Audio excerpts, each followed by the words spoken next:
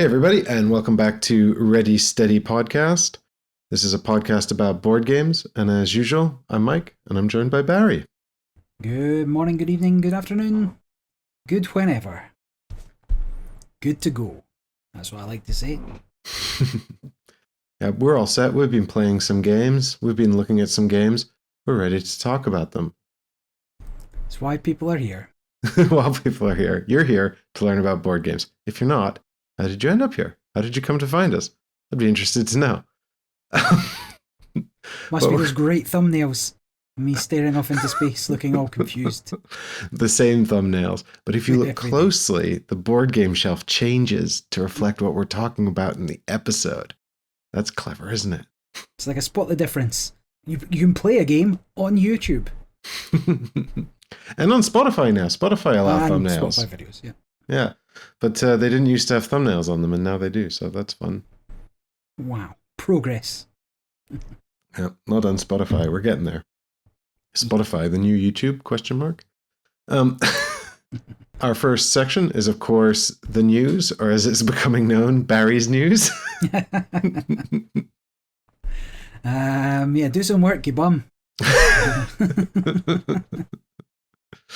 Yeah, but things have been happening over the last couple of weeks, so let's jump into that and see what's what. Big one for me would be the Legacy Environment announcement for Fantasy Flight's living card games. So that is Marvel Champions, Arkham Horror, the card game, and potentially kind of Lord of the Rings, the living card game, or the card game. So I saw something about this on social media. Someone was panicking and said, so FFG have done something. Do I need to buy all the investigators? So is that what this is about? That's exactly what this is about. Effectively, so these living card games are specifically cooperative living card games. There are no competitive living card games at the moment. But keeping all the product in stock and in print was becoming burdensome, and certainly a lot of the older stuff wasn't being bought at the same rate as the newer stuff being released. Those playing the game already have the older stuff. The FFG was looking for a way to bring people into the game where they didn't feel obligated to have all the older stuff, but maybe that's true or not. I think it's more they just wasn't super profitable keeping all the older stuff in print, and so they've announced that effectively they're going to rotate what's in print every 2 or 3 years, depending on how well it's selling. This means for a retailer, you don't have to give up shelf after shelf after shelf to keep all the product in stock for these living card games, and as a publisher, they don't have to reprint things that might not sell out for months and months, if not years and years, not bringing them in any kind of revenue or turnover. So it makes sense. However, what that has meant is that the older packs, the older cards, which was always a selling point of the living card game, that you could get what you wanted when you wanted, are going to be going out of print. And there was no solution offered as to how newer players could get access to these older cards. Some would be reprinted in newer packs, but some would never be seen again. And that's what got people losing their mind. Well, what about this pack that I wasn't going to buy anyway and didn't know about? What about this pack I've had years to buy and didn't buy, and now exactly, I can't get? Right, yeah. So the FOMO, the scarcity, is what's driven people into purchasing them. It all makes sense from a business point of view. I'd like to see them adopt a GMT system like the P500, where they put the packs up, and as long as people put the money down for a printing, they'll print them again. I think that would be So the nuance, I think, of the P500 system is that it's looking for 500 backers. So it's like a pre-order system, right? It's not crowdfunding. And they're looking for 500 people to pledge to purchase the item. And then what happens is it goes into development. So this is usually stuff that's not yet been printed. But recently, especially in the last sort of few years and things like that, it's become a lot more about sort of reprints and deluxe editions as well. So it's not quite, so the 500 mark for development is no longer applicable to everything, because some things are actually just done, and maybe they're looking to trigger commissioning some extra art or something like that. But then when I think it gets to 650, that's when they pull the trigger on actually printing and shipping it. Gotcha. But yes, something like that to make them accessible. I mean, people clamoring for them to release the print and play files, they're never going to do that. Even the print on demand option, which was previously offered through Game Center, which was it's kind of like a sister site to FFG, used to have the rights to print their print on demand stuff. That was all pulled a couple of years ago now, so there's no options for it. So who knows what's going to happen. Now, it doesn't actually affect me in as much as I've already got everything. But I can see why some people would find that irksome, but also, name one other thing that you could always buy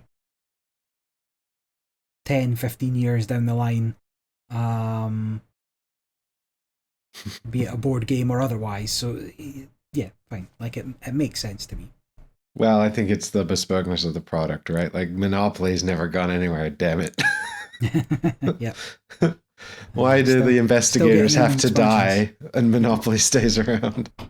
Well, the plan, I think, is to reintroduce some of the characters, the more popular characters, with a new pack. So it's worth buying them again. You'll never have the older version of Captain America, but the new version of Captain America will do different things. Right. I mean, I guess if they cycle them out that way, it sort of gives them an opportunity to revisit them and give them, I don't want to say patching because it sounds like they're fixing stuff, but, at least add new mechanisms and make it sort of refresh it. That's the term I'm looking for. They can refresh it and make it interesting. So that was kind of the biggest news, but plenty of other things. If FFG stopped doing the living card games, what are they making anymore? I don't know, not a lot. An absolute shell of its former self, with all of the properties having been divvied up by Asmodee to different studios. Edge for their RPG stuff, Atomic Mass Games for their miniature stuff. I can't think of any FFG board games that have even come out recently. Now, I've been rewatching the Stars series Spartacus, and at the same time I tracked down the House of Batiatus promo Gladiators, which I never had. Was £10 from Gale Force 9 when it was released. I can assure you it was significantly more expensive to get those cards now. But the thing with Spartacus, have you ever played the game, is that the arena combat part of the game, the intrigue parts all still works fine. The arena combat can be a little hit or miss, right? The dice-driven element of the combat doesn't always work.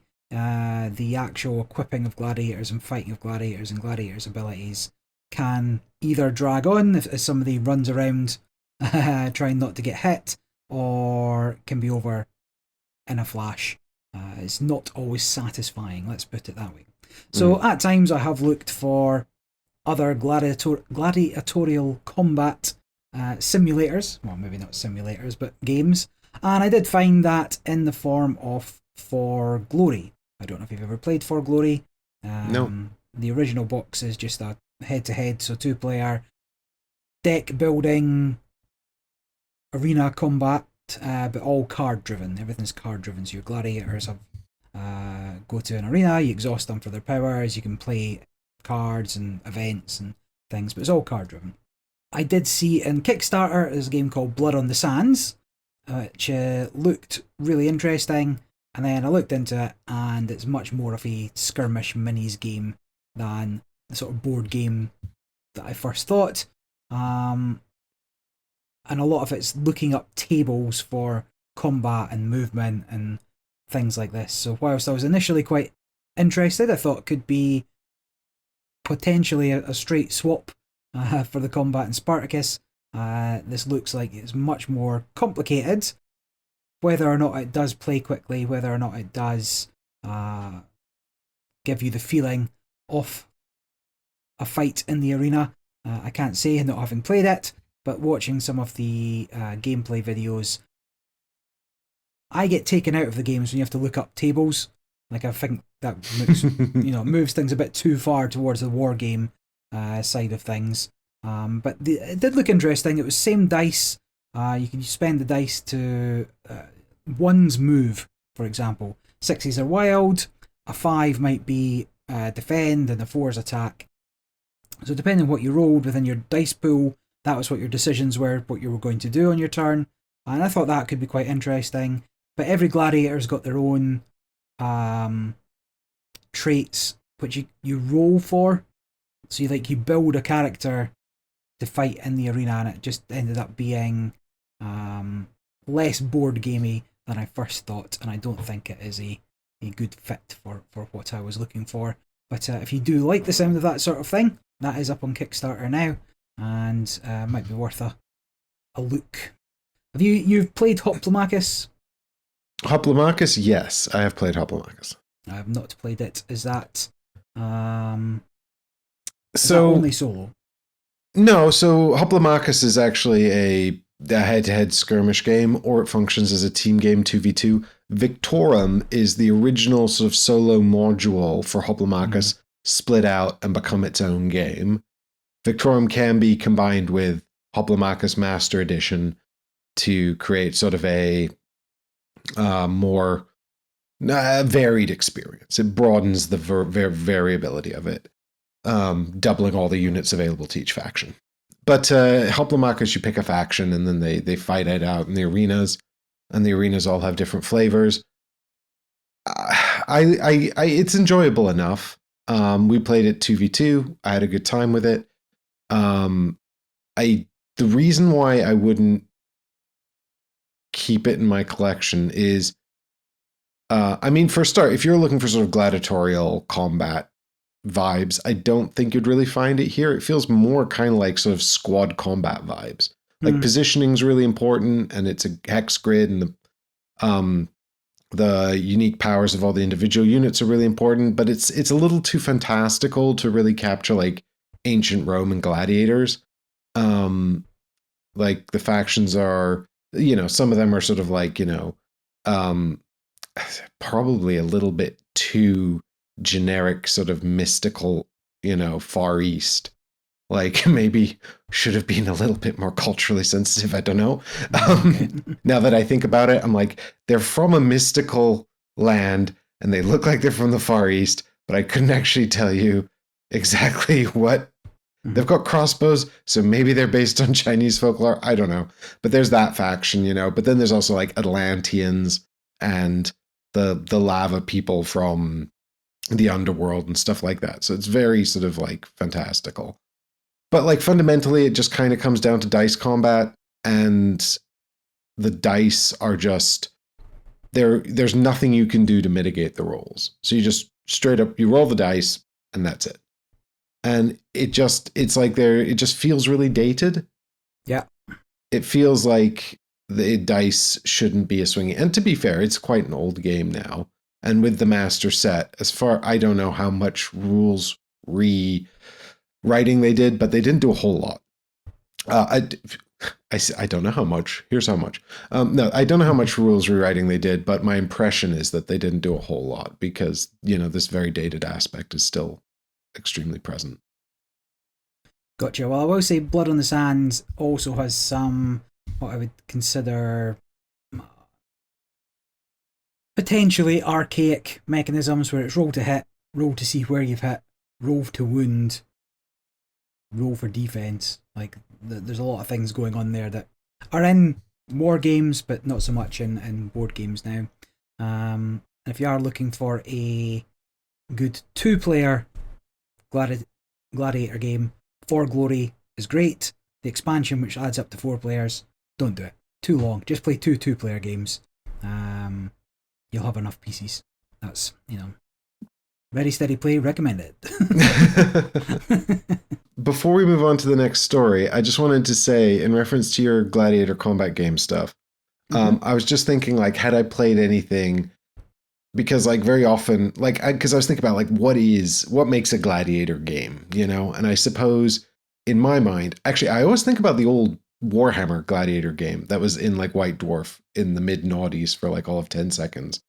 But obviously that's something. But is it like having one person, you know, like where you control one figure?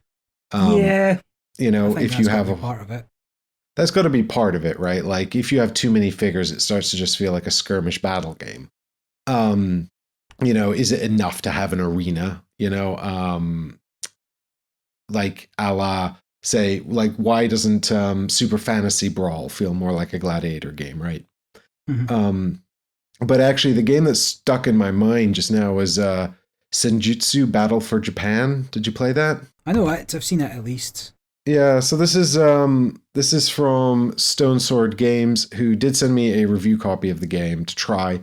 Designed by Paul DeAllen and James Faulkner. Its art is by Imand Avon and Rabin White. And in the end, I think it suffered a little bit from being like too Kickstarter, a little bit too overwrought. I think there was probably a sort of a simpler card battler game here that got a little too overdeveloped. But functionally, what you're doing is you're picking from these sort of Japanese warriors of different styles, and you know, some of it's just sort of thematic or artistic rather than all these different disciplines. But you know, you can have like big sword guy or like, you know, blind quarterstaff guy, or katana woman, and it's cool. It's like it's really fun. The game wants you to play many times because sort of learning the cards and learning how each different character fights is kind of a part of it, which is nice. It also offers you a huge amount of customizability with the decks. And in the end, I didn't really get it to the table very much because I just didn't have people who were like dedicated to it, who really wanted to learn it and get into it. And it was all just a bit too much. I feel like it probably could have benefited from a more hand-holdy, gentle introduction, because we played like the core game, just the very basic decks with the basic characters. I just had the core set. I didn't have any of the Kickstarter stuff, but there was like a Kickstarter all-in box with hundreds of people. And I think there was also a solo mode that people quite liked where you're fighting mooks, armies of mooks. But the multiplayer one, you're just one character, you're in an arena, albeit, you know, a Japanese setting. And it's functionally a limited landscape. You know, it's not got the essence of the Colosseum per se. But you do have that one character, and you are all fighting. And a little too often, also, the fights would end with like two people going at it, and then the third person wins by picking off the wounded winner of the previous duel. But you know, for what it was worth, it did feel like individual. And you know, I think that's going to be a problem in any kind of Gladiator game where you're three people going head to head. I don't know necessarily how you could get around that without doing teams of people or, you know, like game controlled beasts or something like that. But to balance out that, you know, effect of one person just watching two people kill each other. But, you know, sometimes it didn't end that way. And it was fun. You know, the core game with the basic decks was fun and enjoyable. And I probably would have played more of it if it had held your hand a bit more and introduced you to sort of different decks and didn't just sort of go, oh, you've played the core decks. Now here's a whole ton of deck building options. Have fun. And some people love that. Me, I'm like, no, give me lists. Give me ideas. Tell me a list. Tell me a deck I can make and then how that's going to play, you know, so I can just sort of set that up and we can have a try. Gotcha. But anyway, my point was within Spartacus, most fights are 1v1. But then there is the premise where it's, getting around that by having team play, I think is the only way. Like, otherwise, your best bet is just to antagonize two other people to fight. And whereas if it's a 2v2, if you let two people gang up on one person, then it's two people ganging up on you afterwards. So I don't see any way that 3 players is the best player count for these kind of games. Feel free to disagree in the comments. I also seen an update on my Steam app for the Dominion game. So that's Templegate Games with the Dominion app as overseen by Donald X. And the Dominion game now has campaigns. I've not played them yet. I will probably play through them, and I'll video myself doing so we can kind of see what's in them.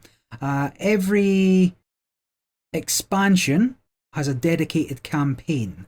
The base set does not have a campaign that comes with it, but every expansion comes with an 8-game campaign for you to play through.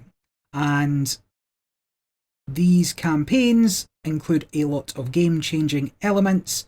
They have fixed kingdoms for you to play through, and so they've been curated to give a particular experience.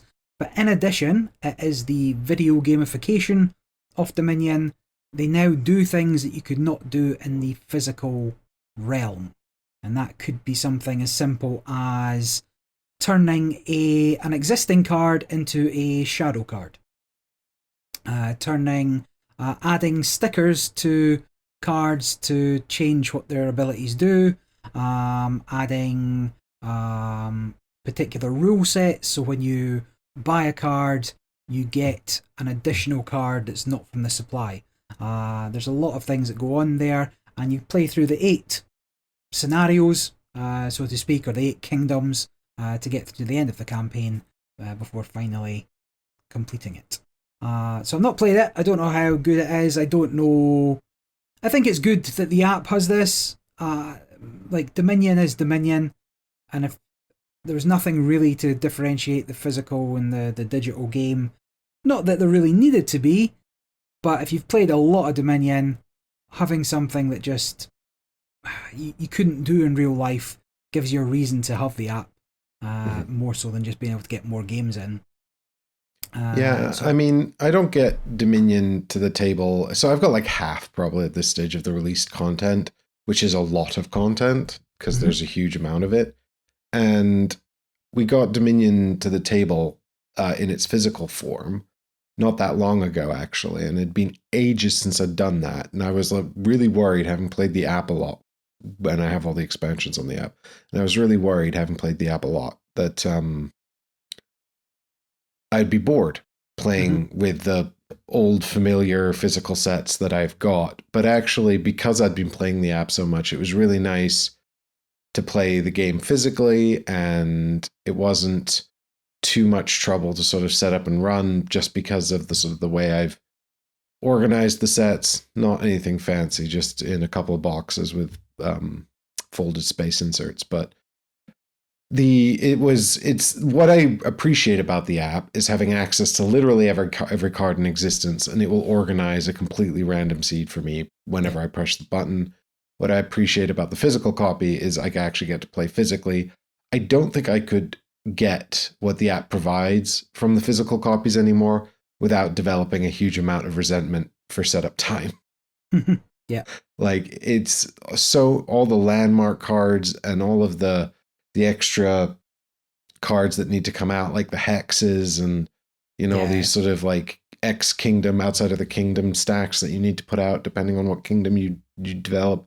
Like, it's so much setup time, I like how quick and fast I can play the app, but I do appreciate playing the physical copy from time to time. If I'd played the physical copy as much as I've played the app, now I would probably really enjoy these new digital sort of variations and digital implementations. But the reality is I don't get to play the app all that much, and I play the physical copy even less. So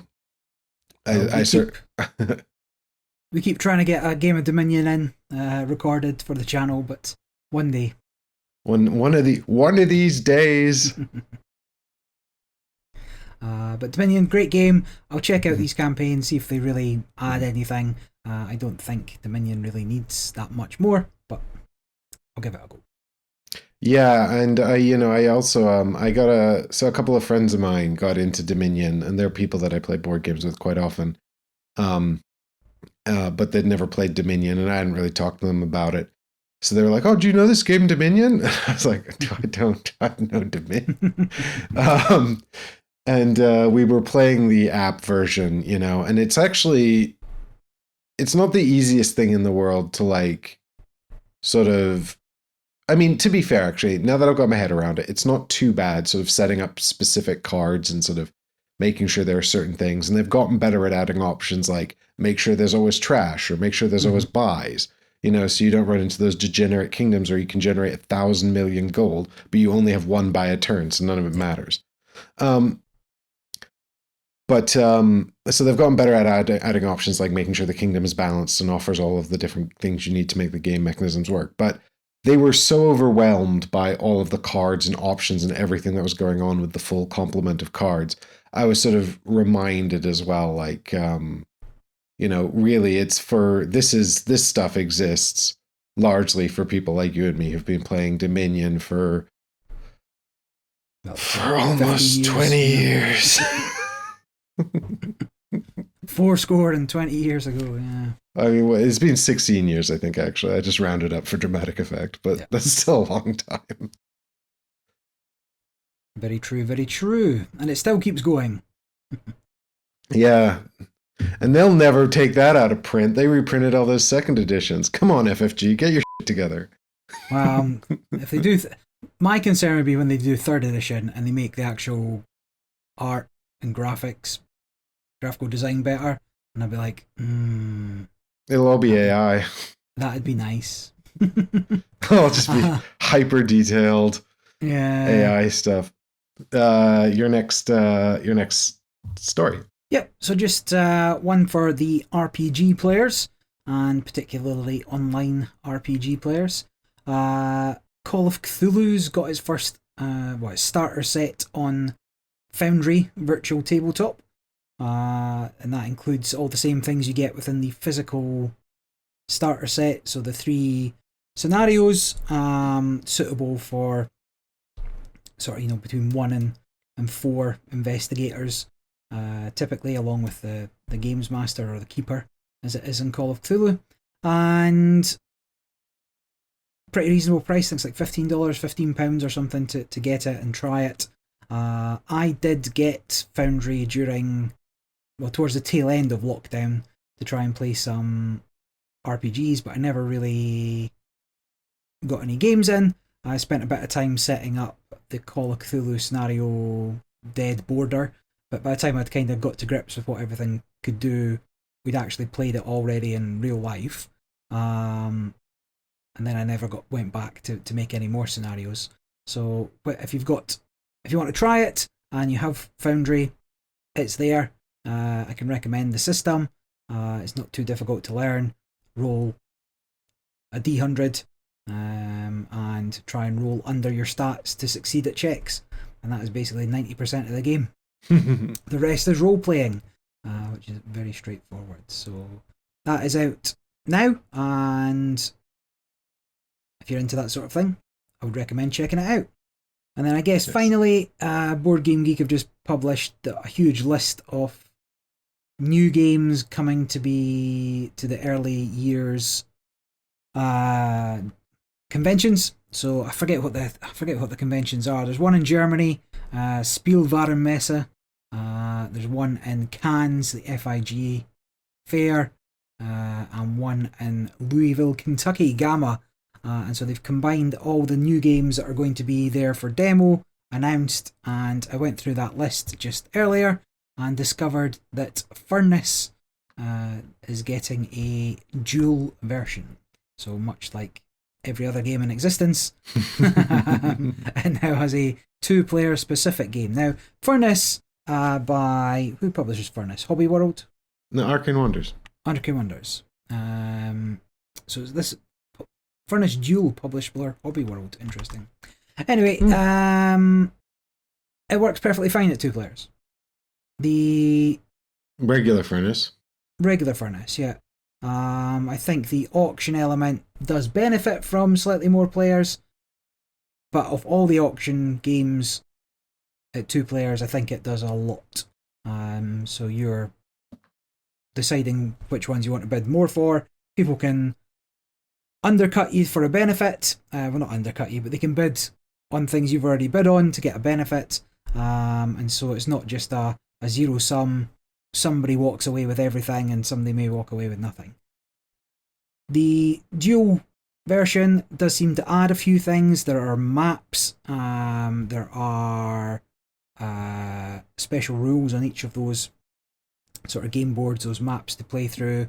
There's a campaign mode, which is something more and more your games are adding, and there does seem to be some notable differences in this game where that two-player element that I think works quite well with the auctions for getting compensation for not winning is not present on these cards. So I'd be interested to see exactly what's prompted that. Now it does seem to be much more of a either you win or you lose. So be interested to see a bit more about that. There's not a huge amount out there yet, but that will be demoed at one of those conventions. The list is combined. I'm not sure which. I was going to say the I believe it also integrates with the base Game of Furnace, or the main Game of Furnace, I should say. Oh, interesting. Now I'm interested. Yeah. You lost me at dueling game, but then you re-got me when you said, but also integration, expansion. He's back in. I'm back in. I see here as well, they're reprinting Ape Games, are reprinting Whale Riders. That's good. Whale Riders was a nice little sort of contract fulfillment runner Knizia game with really nice Vincent Dutray art that came out from Grail Games before they ended their contract. I don't know what has happened to Grail Games, but this has the same art assets, so Ape Games must have got the license for this game rather than reprinting the same game with a different name or rethemed. But it's nice. It's super light, but functionally you are like a little whale rider and you're riding away from the village where you live, I think. And you're stopping off at different ice flows on a sort of a there and back style journey. And when you get back to the start, you can like fulfill your contracts. So there's sort of an element, a sort of a race element, because you want to get to the locations first and you want to get back first, but you also want to stop off at as many as you can. And so the pace of the game is really set by the players, which gives it sort of a nice wrinkle. I really like it. I'm happy to play it. If I was looking for sort of a light contract fulfillment thing, I would pick this. I'd pick it over Flamecraft. So yeah, if that's your bag, then you should definitely check this out because it looks like it's being reprinted, which is nice. Well, you mentioned Knizia games. I think that the list is 421 games, and if you scroll through, approximately 140 of them are Knizia reprints. Or new games. Man is unstoppable. Well, between reprints and new versions and new games, there are a lot on that list. In fact, I tell you what if I was to do... I think if you're as prolific as Reiner Knizia, then I guess I'm not surprised. There are 20 mentions of him on the page. So somebody can do some quick math on that. But it won't be me. And that's it. That's things that caught my eye in these preceding couple of weeks. Yep. Only one. There was one thing that sort of got announced in one of the press releases I was in. This is what happens, you see. I go to these press release, like sort of live streams and things like that, and I get these announcements, and then they're like, but this is embargoed until this date, don't talk about it. So the one thing I would have talked about in this news segment is currently under embargo, I think until the end of March, and by that time I will have forgotten. So if anyone remembers, I'll try and do the most basic job here on the podcast and remember to talk about that one thing at the end of March. We'll see. In the meantime, well, I'm sure, and there'll be more stuff. There'll be more stuff to get, onto by then anyway. But let's move on from these, the promise of future excitement to present day reality, which consists both of excitement and possibly disappointment. I've got a couple of quick mentions that I just kind of want to update on stuff that I have been previously talking about and playing. So I might just kick off with those. and then we can get into the games in more detail, the stuff we've been playing and want to talk about. So you'd been playing Darwin's Journey on BGA. I mentioned I played it a bunch of times in real life, and I'd already reviewed it on the show, and I liked it. I thought, and I just backed the Oceania expansion. I have the Gross Collector's Edition that came to Kickstarter a while ago. It is Thundergriff Games, who are known for doing big, bloated Kickstarters, and Darwin's Journey, the Collector's Edition, is no exception, really. It's really overproduced and probably could have been improved in other ways than the ways they chose to improve it, but never mind. It is still a really solid sort of heavyweight Euro game. I guess it's it's definitely on the heavier end of Euros, but it's not one of those sort of like inaccessibly heavy games. Like I could feasibly teach this and we could play it in a reasonable amount of time in one sitting. It's not like, Voidfall, where people sit down and if I'm like, I have to teach it and then we're going to play it, I'm like, this is not going to happen, is it? Long day. That's a whole afternoon, and you should have watched Paul Grogan's 90-minute video before you showed up. Actually, I don't think it's that long, but it's long for one of Paul's videos, the Voidfall teach. Anyway, the point is the Fireland expansion for Darwin's Journey. So this came out in 2023. It's a 1 to 4 player, 1 to 2 hour game. I guess depends on player count. If you're playing it 2 players and they're both really across it, like I played this with just 2 players. The first time I've actually played Darwin's Journey at 2 players this recent play. I've only actually played it at 4 players otherwise previously. And we were done in like 2 hours. Easy. Did less than that. But if you're playing 4 players, and especially if anyone's new to the game, it's going to be longer. It's going to be longer than 2.5 maybe. I'd be surprised if it went like massively longer than that. Yeah. The complexity on BGG is 4.11 out of 5.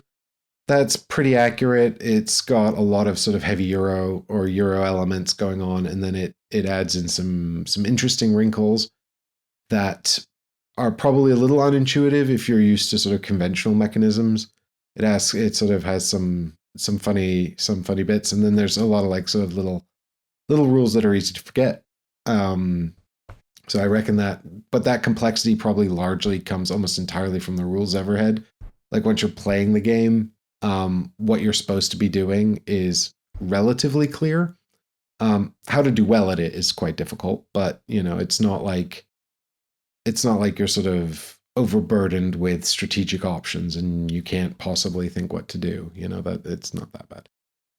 This is designed by Simone Luciani and Nestor Mangone. I really like Simone Luciani, who is very often a collaborator and very rarely actually designs games all by themselves.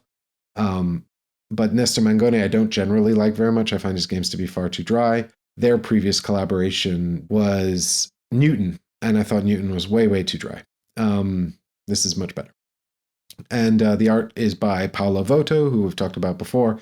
Paolo has worked with Thundergriff Games on a whole bunch of titles, and I really like their art. It's very sort of cute and appealing and approachable, which is helpful in a really heavy Euro game like this. The iconography and graphic design as well is solid, which is a nice benefit.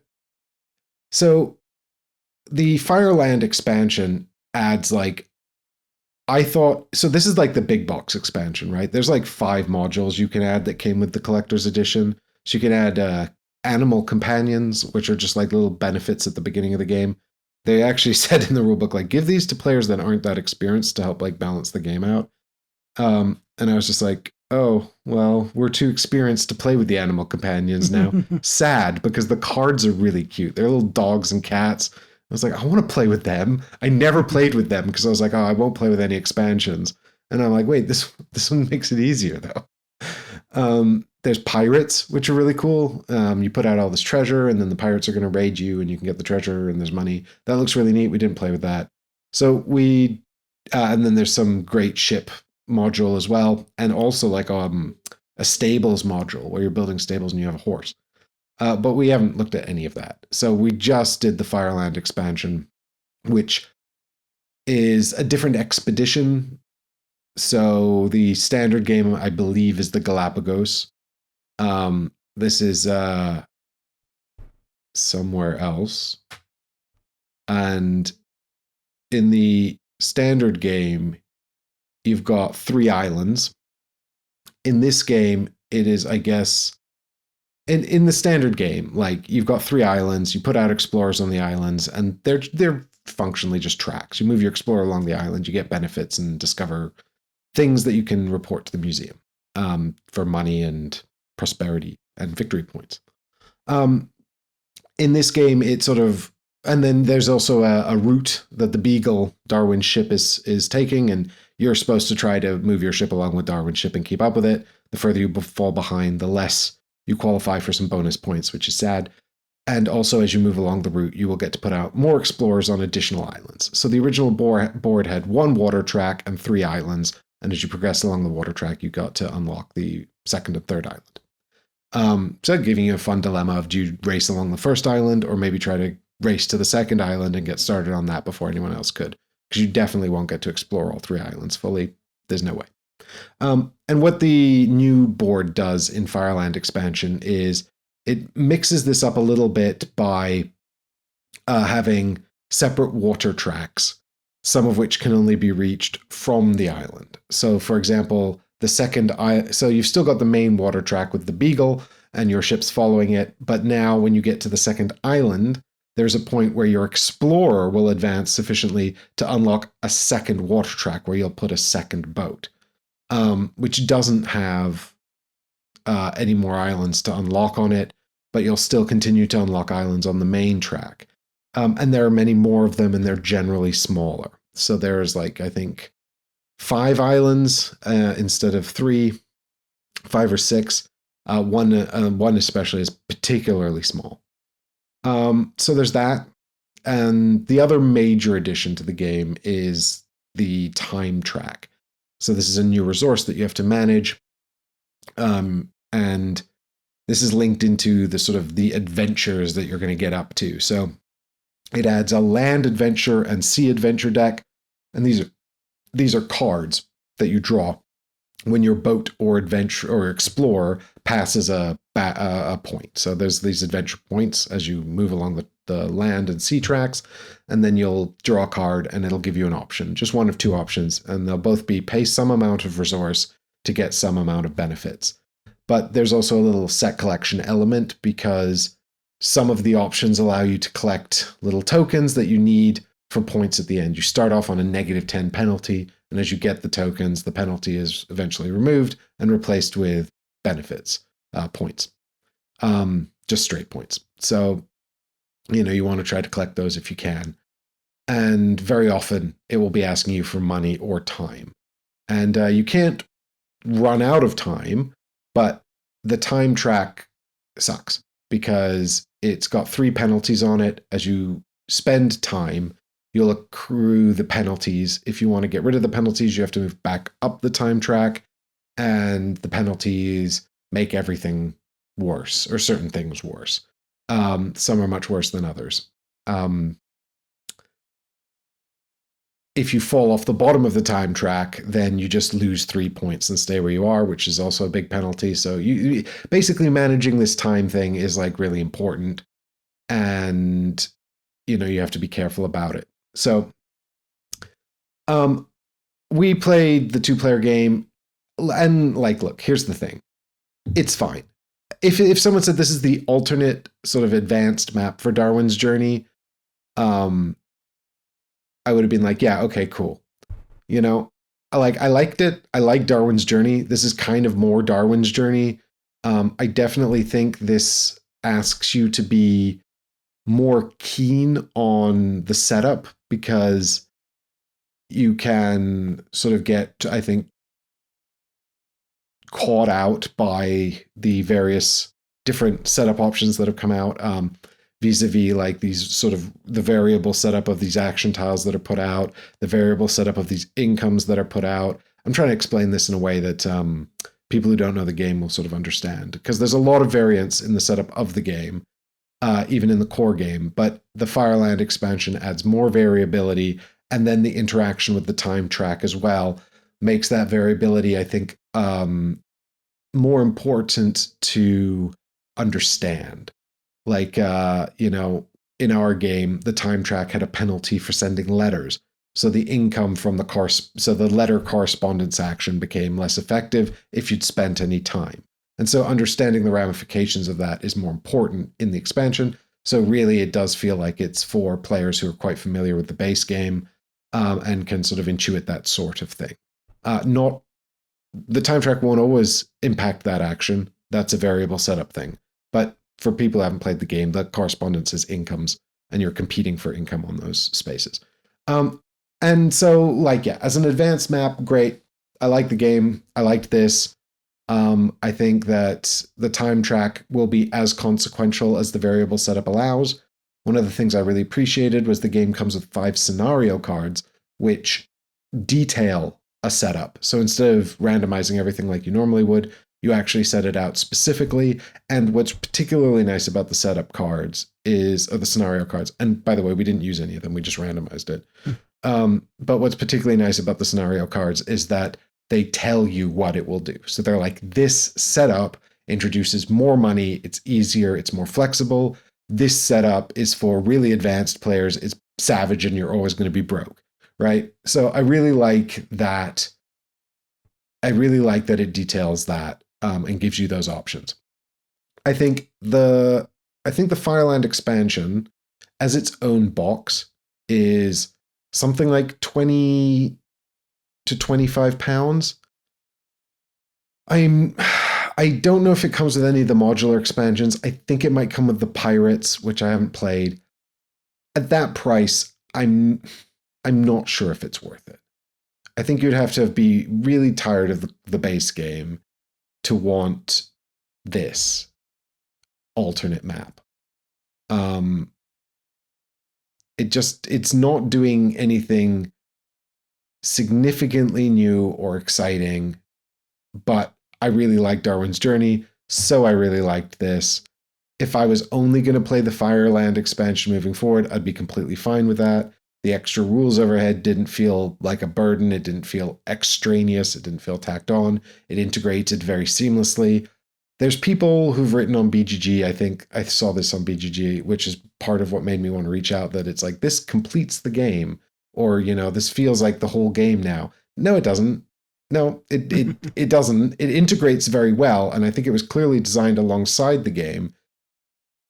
The base game feels like a whole game. And if I have only one complaint about the base game, it's that I've seen players who are really good at this sort of thing, like these heavy Euros, sit down and, for want of a better term, sort of complete the base game. Like, they'll max out the scoring on their player boards and do very well on the water exploration and do really well on like one island exploration. So they sort of functionally like really optimize the base game pretty quickly. I have seen players do that. I've seen other players like trip right over it and fall on their face because it can be really mean. And it can be very difficult. It really just depends on, what kind of familiarity you have with this sort of game. So, I think, like, if you've got those kinds of players in your group, like I was playing with a player I'll just call the physicist.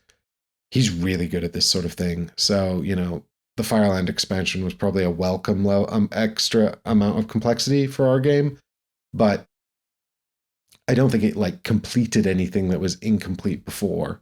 Well, that's good to know. I mean, my only experience of playing is on Board Game Arena, which does not have the Fireland expansion. And I've also seen the same comments about, this makes the game 10 times better. So knowing that it just adds, effectively, variability to some degree, the choice, is good to know. I think I've now played the base game, again, on Board Game Arena, coming up for a dozen times. Give or take, maybe like half solo, half with other people. And I can certainly get into a flow of things. I know what I'm going to do for much of the rounds early-ish on, but I'm not sitting min-maxing all my decisions. But anything that would make increase that variability and increase the decision space and open up some of the options would certainly add to the game. But yeah, I don't think it necessarily needs it. It's still a very solid Euro out of the box. I noted that I note two things actually. I just went to the Darwin's Journey core page. The weight of Darwin's Journey is actually 3.91. So I said 4.11, but that's the Fireland expansion. So they've said it adds 0.2 weight. Damn, not in rules overhead. Maybe that's just in terms of the sort of the chance that the Fireland expansion could trip you up, because if you're not sort of good at reading the setup variants that I spoke about, then yeah, you could get into sort of a situation where you're really in trouble. More so than you can in the base game. And you can get into trouble in the base game if you don't figure out how you're going to get money and you don't have any, and you just can't play workers into good spaces. That can really become a bit of a trap. So, and you're probably more likely to fall into a trap like that in Firelands, because now you're also managing time, which can be problematic depending on what penalties have come out on the time track during the setup.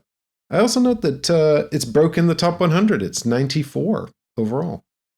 Has it made it in? I think that's... is that fair? Yeah, relatively fair. Although, to be fair, some of the things that are in there in the top 100 could very easily come out, and I wouldn't be mad about it. Yeah, I'd say take that with a pinch of salt, but, you know, it's also number 63 in strategy. I see White Castle's in the top 100 as well. Played that recently. It's quite good. White Castle? Yeah, it's pleasant. White Castle Duel is coming out. Did you see that? I did, yes. Anyway, so that was supposed to be my quick mentions. So I will... 40 minutes later. Yeah, exactly. Now we got onto the real meat. But I'll just quickly mention as well, Fellowship of the Ring, the trick-taking game. We played another 4 chapters of that. I think I said we played 4 chapters last time. We played another 4, so we've done 8 chapters, which I think is officially half the game.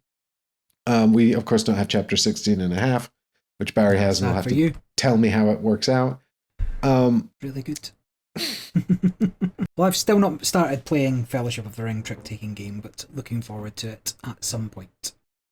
Well, I think it'll be really good at 3 and 4. We're still only playing it at 2, and I still really like it at 2. I think the sort of the pyramid variant, where one player is sort of a pyramid that follows trick-taking rules with some hidden information, a bit like the pyramid in Duel for Middle-earth, works really, really well, and it's a decent sort of accessory to the puzzle. So we enjoyed the following 4 chapters. We're still enjoying it a lot. I did feel we did get not stuck on one chapter, but we did have to replay a chapter a number of times. We'd had a very good opening hand, and I think due to a skill issue, we failed the chapter. And then I think our next 2 hands were actually kind of bum hands. And then the 4th hand, we got a good hand again. And by that time, we'd kind of figured out the puzzle of the chapter, and we were able to solve it.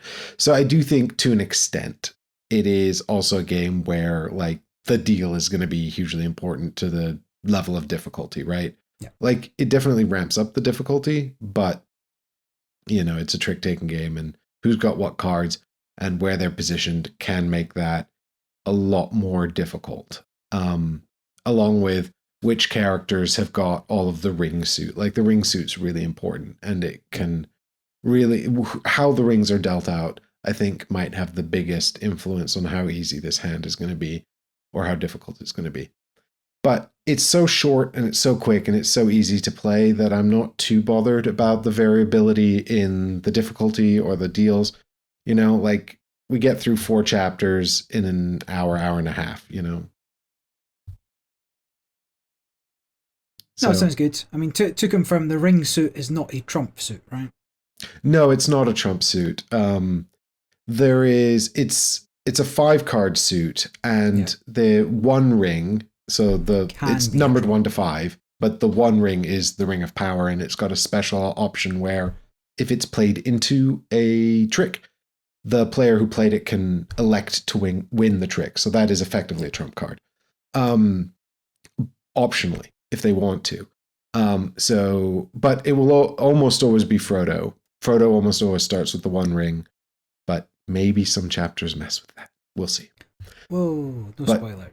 No spoilers. But it's so the challenge, a big challenge, at least in most chapters, is getting the ring cards to Frodo. Their objective is to collect rings, like Sonic. Nice one. But yeah, still enjoying that. So that's an easy recommend for anyone who likes trick-taking, cooperative, Lord of the Rings, The Crew, any of that stuff. This is a pretty much a no-brainer, I think. And the art's really lovely as well. Continues to impress. Sweet. Well, games that I have mentioned in the past as well, one of which is Perspectives Blue, which is the sequel to the 2023 Perspectives, released towards the end of last year.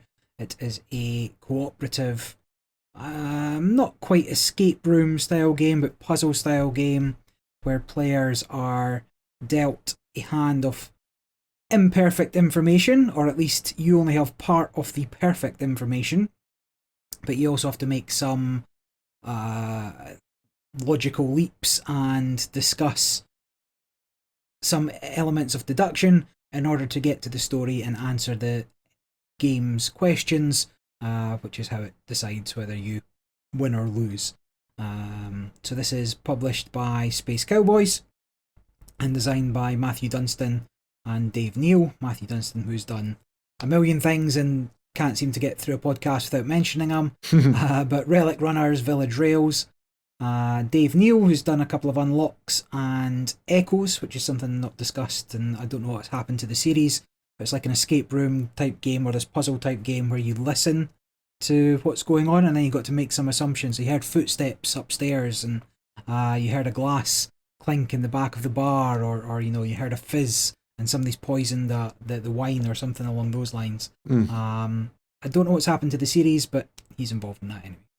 And the artists, because the cards are presented to you, you get dealt cards and they're all primarily image-based cards where you're got to describe to the other players what's on them. So the art is obviously very important, and the Perspectives Blue has an almost completely different set of artists to the original Perspectives, but there's 3 different scenarios, so it makes sense. That's Marina Kudry, who's done some Dixit cards, and I'm going to assume she was behind the Nun one, because there's a couple of Dixit-like elements in there.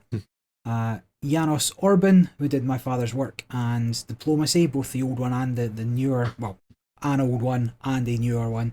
Diplomacy's probably been republished a number of times. Julian Rico, who I think maybe did the box art. He's only seemed to have done Perspectives previously within his board game credits. And finally, Bruno Tatti, who did Elysium, another Matthew Dunstan game, and V Sabotage.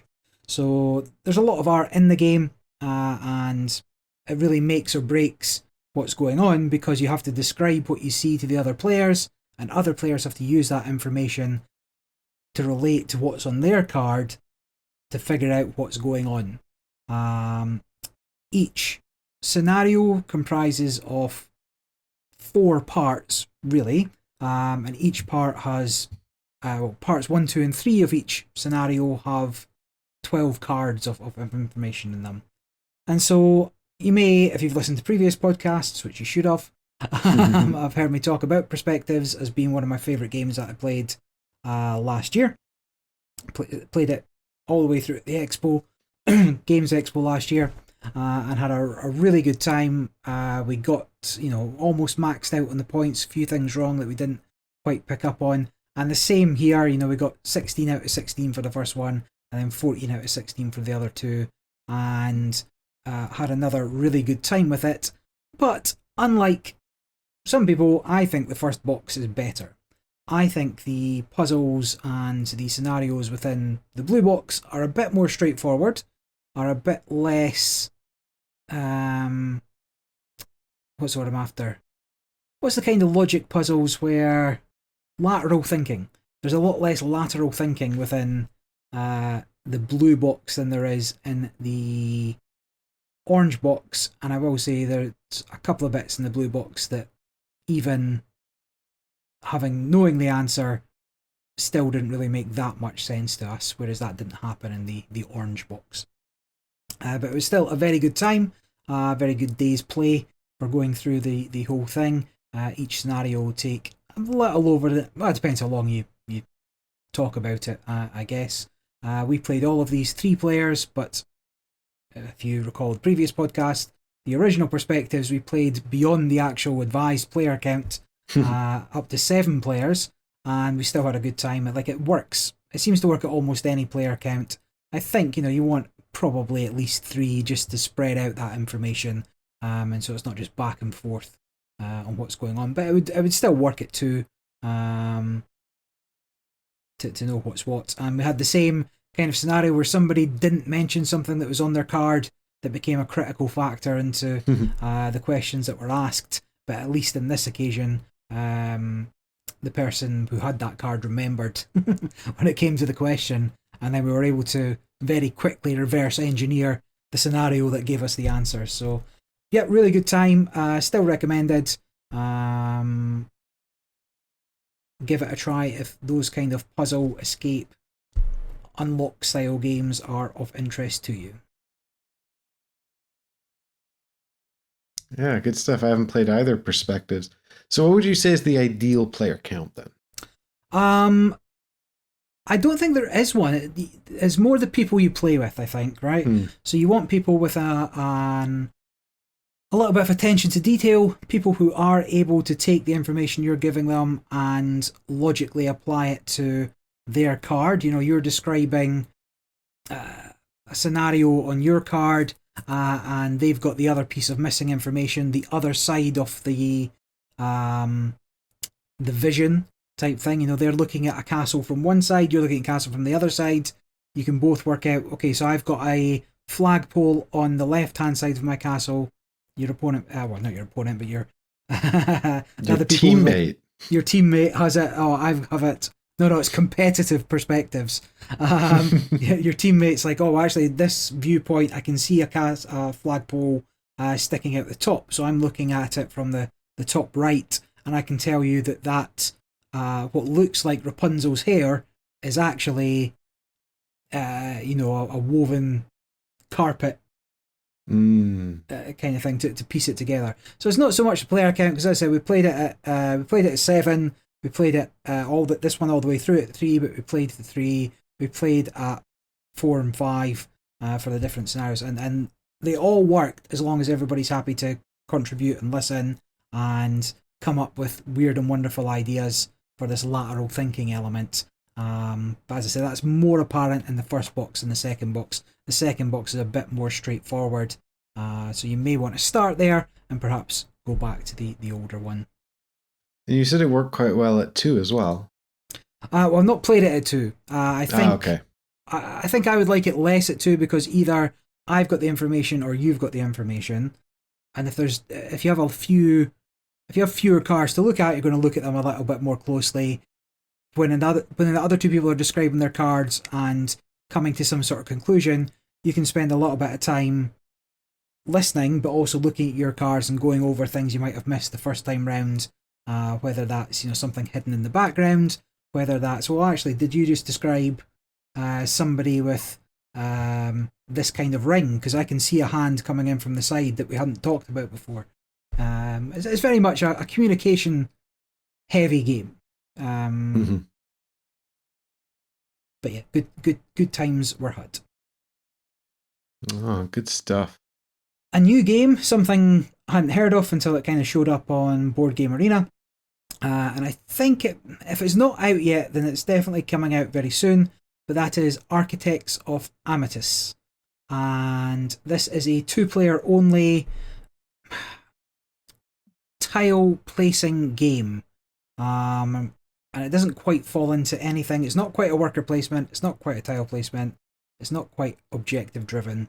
It's definitely out. Is it definitely out? Yep. Is it older than I think it is? It was out 2024, so I think it must. I wouldn't be surprised if it came out at like Essen or Gen Con, and it's sort of getting general tail release. End of last year, perhaps. Yeah, I've not seen it in real life. Yep. But found it on Board Game Arena.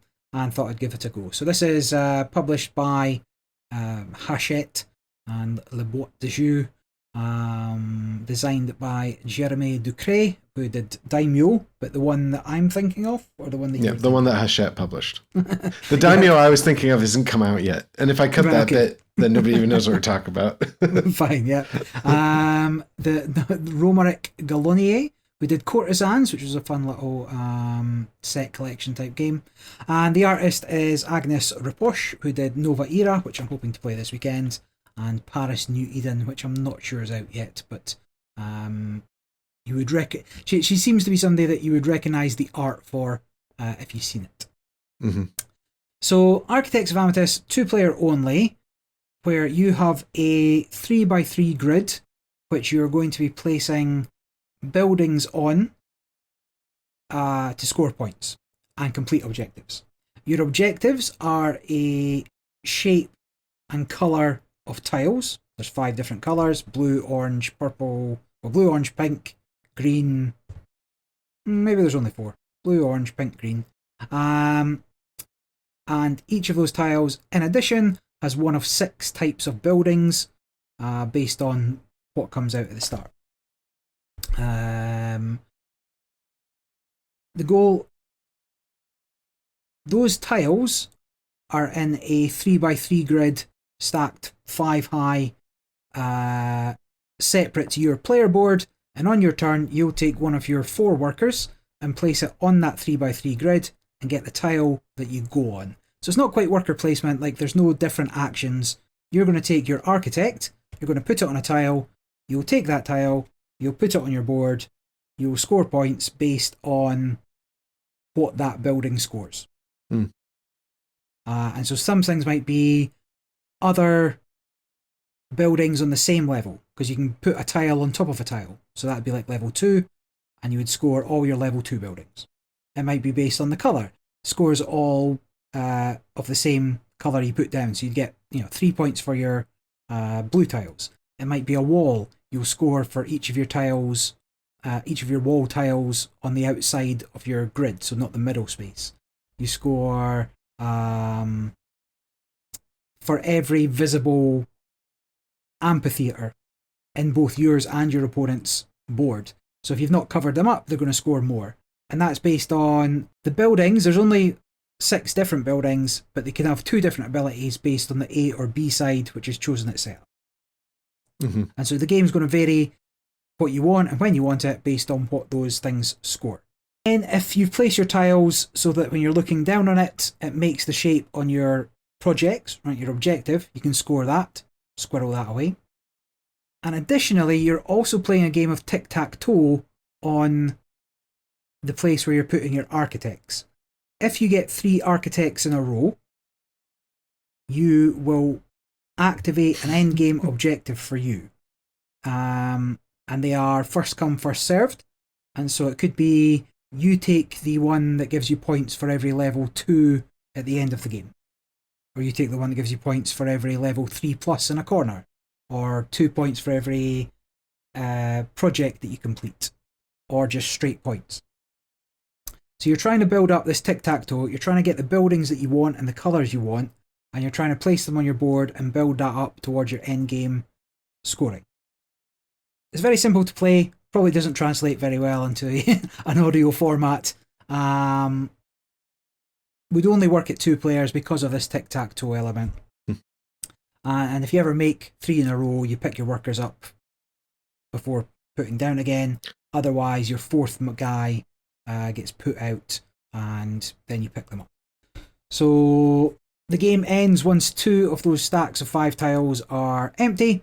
And during that time, you'll hopefully have built up your board to have various level 1, 2, 3s to score your endgame objectives. And so hopefully you get a bit of an idea about what I'm talking about. If you looked at a picture of it, it will probably become quite apparent. But all it is taking a tile, putting it on your board. Pretty straightforward. Everything else is based on what is situationally good. Whether that tile is going to score you points, whether you're going to be working towards your endgame objectives, or whether you're going to complete your projects by putting it in a certain location. And because you have that balance of tiles need to be in a certain location for my endgame scoring, tiles need to be in a certain location for my project scoring, and tiles will score immediate points based on what's visible. You're always balancing what's going on. You're also thinking about trying to get 3 in a row on the tile taking board to activate those endgame objectives to score more points. And there's never a perfect, well, sometimes there's a perfect tile, but there's never really only a single consideration, so the decisions are always typically meaningful. Even if that's just, well, I need to go here to block my opponent from getting the objective. And so I had played that quite a few times now, and it's really good. Can heartily recommend that as a 2-player game as well. Well, I can see here on BGG that it says it's a 2-player only game, but on the back of the box it says play as a couple or with friends. No, that's wrong. That's wrong? So you can't play it with your friends, or you can't play it as a couple? You can only play with your enemies. And you can only play it on your own. So I can't. Why? Why would you ever play it? There's not enough decisions to be sharing, to be honest. Well, I feel like, because I mean, to be fair, they've translated this from French, but I feel like it feels very strange to call out that you can play this with a romantic partner or with friends, like your partner's not your friend as well. Friends, no, you never do that. It is, it's very strange to write. Anyway, I'm keen to try this. This sounds nice. I do like a good 2-player game. I do like a bit of geometry, so it's always good when it's on BGA. We can give it a try before we buy it. Good stuff. Well, I'm going to jump in with one of mine, and I'm going to start with the one that's probably the most recent release, sort of. This is Video Game Champion, a game about becoming the best video game player. It was actually originally, so I say it's a recent release-ish, because it came out in 2023 in Brazil, but it has only recently received a English release worldwide, and I believe it came to retail this month. I got this copy. It was a review copy given to me by Arcane Wonders at Essenspiel. So this is a 2 to 5 player game. It says 50 to 90 minutes. I reckon that's pretty accurate. Even with 5 players, I reckon you probably won't go much over the 90-minute mark, honestly. It says its complexity is 2.86 out of 5, which puts it pretty solidly in the middleweight camp. And I reckon that's completely accurate. For me, this feels very light, but it's definitely not Flamecraft or Whale Riders light. It's designed by Patrick Mateus and Andre Luis Silver Negrão. My apologies for that. It is a game around collecting and playing video games in the 90s. The core mechanism is you'll be renting them from the video store.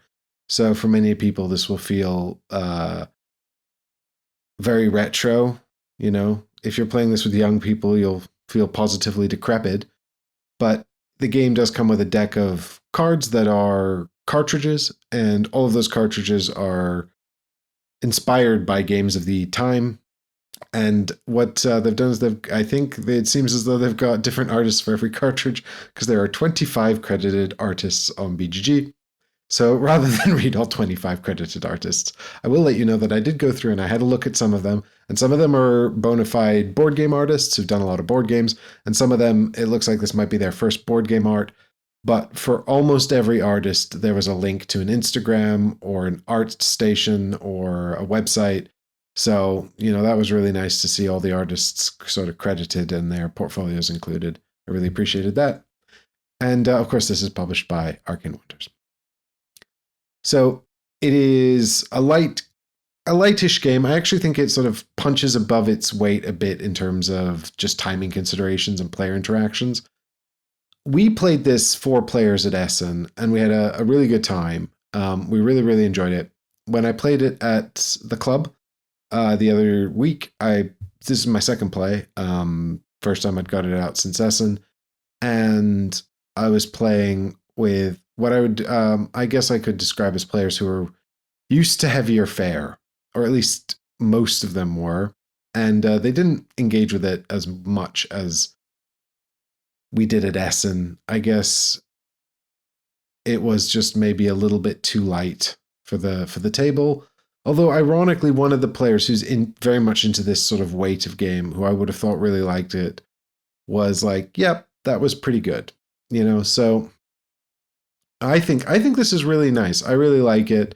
I think it's really sort of pleasing, and I do think that while the theme is very prevalent and very well realized, I do think it can probably come across as I guess, for want of a better word, I felt the theme was better integrated and more well realized than, say, the fickleness of Flamecraft.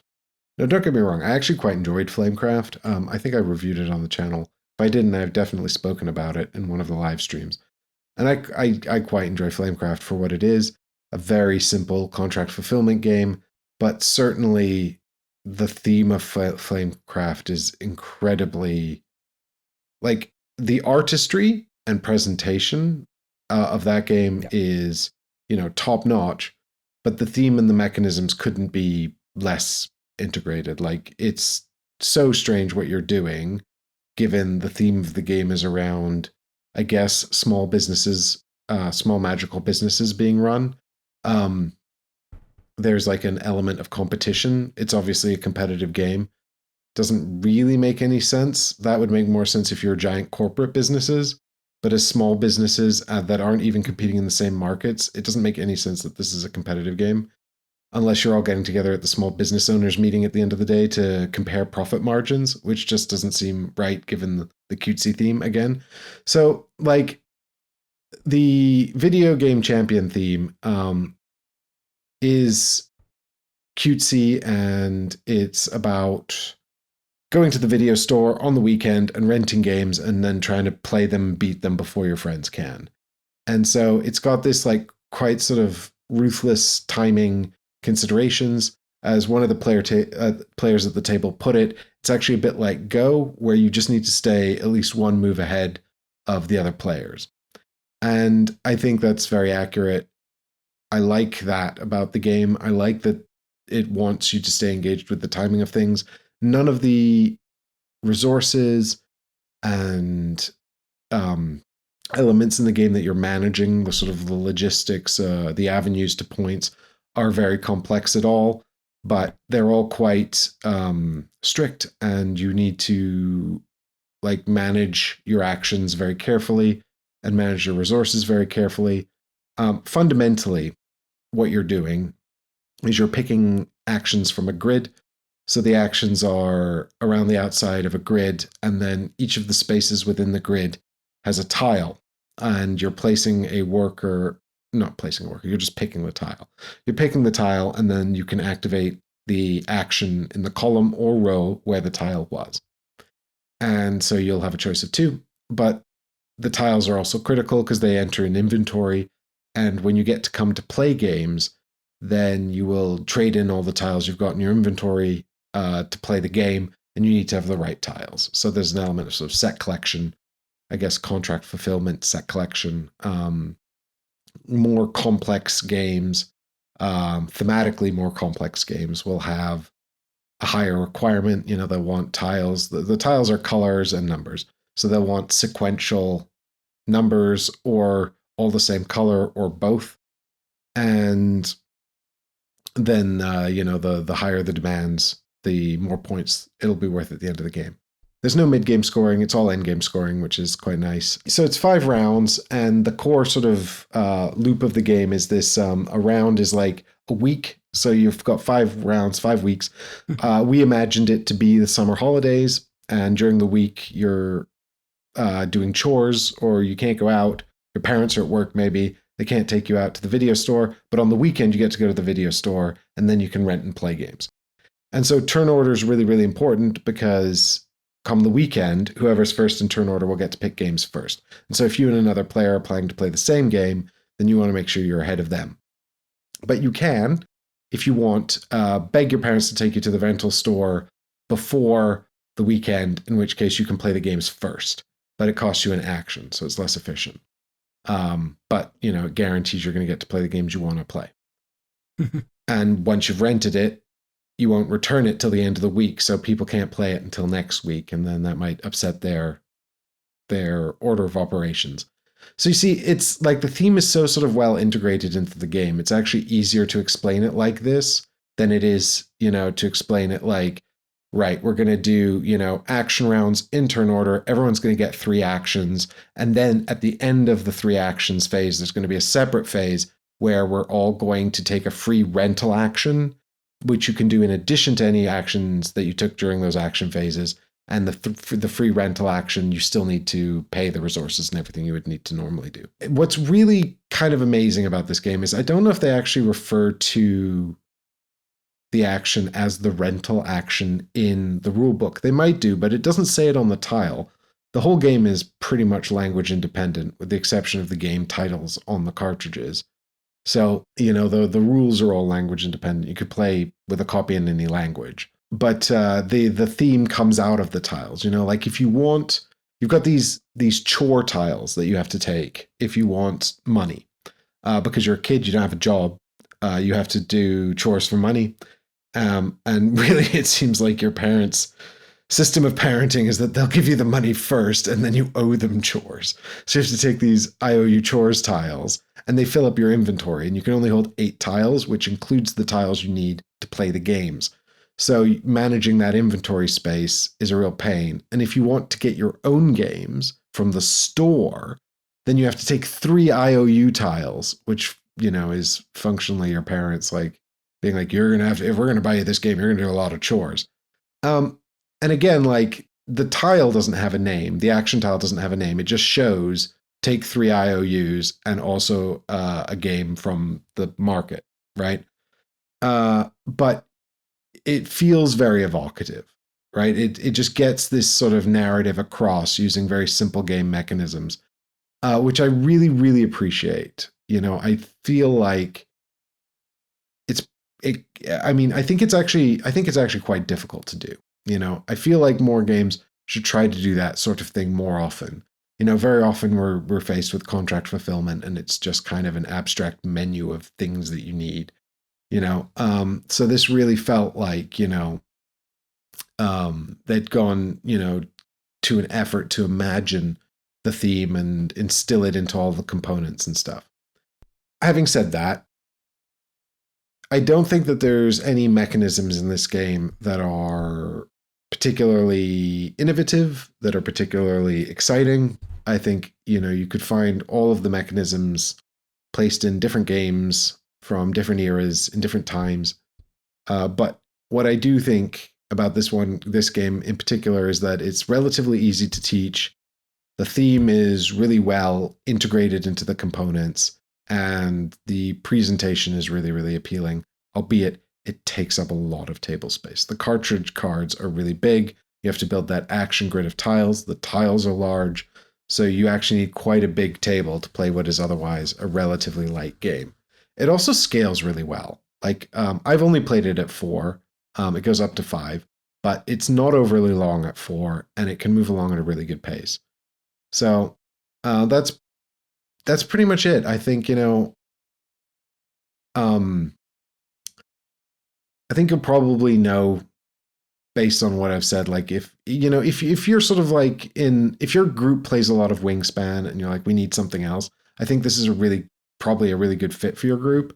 If you're like, we play a lot of Flamecraft and we want something a little bit meatier, like marginally meatier, again, this would be a really good fit for your group. If your group is the kind of people that sit down and just know how to play Darwin's Journey, then there's probably not much here for you, I'm afraid. I don't think it's not got any major sort of like novelties to grab you. It's just a solid title within its sort of weight, and it's got nice art and it's got a well-integrated theme. Fair. Yeah, I have seen the box, but I didn't really know what kind of game it was. That kind of explains it. relatively well, as well as having a peek at some of the pictures. It does seem to be a bit of a table hog. Yeah, If that's, people I think, needed a table topper, where might they go? if people wanted a bespoke gaming table, then they can always check out Game Toppers. It's a gaming table that fits on top of your normal table. And they do all kinds of accessories so you can get one that meets your exact needs. I'm not a sellout. I didn't get a free Game Topper. Oh, wait, yes, I did. No, I do actually really like Game Topper, to be fair, like as a product. I think it's great. You know, part of my concern with having like a bespoke wooden table with bays inside, you know, like a Geek and Son or something, is it's so expensive. This is cheaper. But also I like that I can just change out the playmat because we've already spilled coffee and beer on this one. This is like my playmat for you know, the rowdy crowd. Like, and I'm glad that I have that and I can just roll it up and put it away and get out a different one if I need to. So I'm not so concerned about, you know, like damaging my 3,000 pound table. But yeah, I guess just the final note on Video Game Champion, while I remember, it's, you know, I talked about the timing considerations. It's got all of that stuff. You know, it's got public objectives. It's got, you know, people competing to rent the games at the right times, people competing to get the games from the stores at the right times. The public objectives are quite important. You can't ignore them.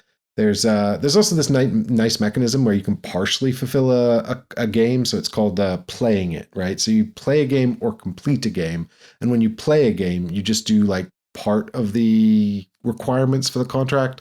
And then you get to put a little token on it. And when you come back to complete the game, you can use that token as a wild requirement. So it becomes slightly easier to do the second time around. And then some of those public objectives, the big points objectives that everyone's sort of working towards, they want you to complete games, and others just want you to have played them. So you could go down a route where you're just trying to play a whole bunch of games, and maybe you'll come back and try and complete them before the end game, but you're just trying to play them to get the contract done before anyone else. So again, it's got some nice timing considerations that I think work really well in its favor. Sounds fun enough. Maybe if it makes it to Board Game Arena, I'll give that a go. Well, I mean, I think, you know, unless you've got a sort of a real need for this sort of thing, I think a lot of people with established collections are probably, you know, already have some stuff that fits this hole. Unless you're wildly excited about the theme, and again, I think for a lot of people, and I've complimented the theme a lot and the way it integrates a lot, but I also think like for a lot of people, it probably the theme would, if you were hoping the theme would elevate the game to something that's maybe more appealing than its mechanisms, the puzzle of the mechanisms, it doesn't quite get there, right? Like, I don't think you're going to be, you know, reaching for this if you've got a table of people that generally want heavier games or crunchier games. I'm actually surprised it's a 2.86. But I suppose there's a few little concepts in there that just sort of knock it up a little bit. But, you know, I do think the theme also makes it easier to teach. So I think, you know, this is for the crowd of people that really like their middleweight Euros, just are, you know, like sort of extra little, are always looking for sort of a solid middleweight Euro title, or people who are playing lighter Euros and want a sort of a nice ramping escalation. I will stick with my duel games though, except this time it's called Duo. Duo. Duo, not Duel. Yeah. And I also noticed that, just on the topic of Duel games, I noticed that people say Duel a lot, like with an A, but aren't they always called Duel with an E, like dueling? Yep. Yeah, so they're duel games, not Duel. God damn it. Yeah, exactly, right. So on the end of a cat's arm is a paw. If you're taking some water out of a jug, you pour it. If you don't have a lot of money, you're poor. Those are 3 different words. Duel, duel, jewel. I don't know, man. I'll work on it. But this is Everdell Duo, not a single person though. But is Everdell Duo a dueling game? It can be. So it has competitive and cooperative modes. So this is the 2-player only version of Everdell, popular worker placement anthropomorphic animal game. And this is also published by Starling Games, designed also by James A. Wilson and Clarissa A. Wilson, who have done Everdell and Flourish, which I've never managed to play, but I did want to give a go. And whilst Andrew Bosley still does a lot of the art for it, and he's previously done most of the Everdell stuff, as well as Blood Bowl Team Manager and Unconscious Mind, or half of Unconscious Mind at least. This now also includes Engar Adarasa. Again, I apologise if I'm not saying that right. Who did Mistfall and I want to say Simurg. I've definitely seen that game. I've seen Mistfall was a game that I kept looking at as a sort of dungeon crawler type. I'm not even sure if it is a dungeon crawler, but I thought it was a deck builder. Isn't it a deck builder? Yeah, that was a deck builder, but there was an element of exploration on maps and stuff, I'm sure. I can't 100% remember. I never got around to playing it. And I think Simurg was like the follow-up to it within the same world, but maybe not. I don't know. Anyway, that is not Everdell Duo. Too personal. But yes, this has competitive and cooperative modes. The competitive game is most like the base game and all the expansions that come with Everdell, with the main game twist, which I'll come on to. Whereas the cooperative game, you're building a shared city, which is the main difference between them. Instead of building your own city, you're working together to make a single shared city. So Everdell is an interesting worker placement insofar as actions just go round robin until the end of the game. There are 4 seasons within Everdell, but some players could theoretically be in fall while another player's still in spring, depending on how the action economy works out for them. And that is the biggest potential difference with this game, is that everybody's going to advance the season at the same time, and that applies whether it's cooperative or competitive. And the way that's achieved is by a tracker that somewhat dictates what you can do. If you're playing a card, you move the moon track. If you're taking a card, you move the moon track. If you're doing a worker placement action, you move the sun track. Once either of those tracks is at the end, you can only do the action of the piece you can move. And so at that point, once both are at the end, you'll move on to the next season. So that's a little bit different than the normal game, the full game of Everdell, in as much as you would just keep going into the next season. And that this one you have to wait, or your actions become limited by what's still available to do within the season. But apart from that, it's very, very similar. You're sending out workers to gather resources or take actions. You're playing cards by spending those resources, building up your town. The other main difference, of course, is that your town is not limited by a certain number of cards that you can have in it. So you are able to build a town that's larger than the 10 cards I think you can build in normal Everdell. Regardless, I've not played the competitive version of this. We did start a campaign, and I've played through the first 3 or 4 of those, and that is the biggest reason I would say to get this game. You know, the competitive version and those small changes probably don't do enough to really make a fundamental difference to how the game plays out, but the campaign and the cooperative version, where you're building a shared city, trying to hit certain objectives, is the biggest change up. So within the campaign, you are given a choice of sort of 3 cards at the start of every scenario, which will help you, but you can save that between scenarios to use in more difficult ones. You have a goal a victory point number that you're working towards hitting, and you have a number of setbacks or things you have to do within each scenario. So the most common one, and one that's throughout all the campaigns, is skunks take up spots on the board. They'll take up which achievements you can make. They'll take up spots on the track for the sun and the moon, so you get fewer actions. And the more skunks there are, the fewer actions you have to share between you. And they might take up some of the worker placement spots, so you can't get at those resources. But in addition to that, you may be required to build 3 woodland creature buildings before the end of the game. You may be required to achieve 4 or 5 objectives out of the 6 that are available, and you may be, in addition to hitting a certain points target. So the first game we played, we lost by sort of 5 points. It's like, oh, this is actually quite hard. The second game we scraped by. We made exactly the 85 points or the 65 points, whatever we had to get. It's like, oh, this is going to be quite hard.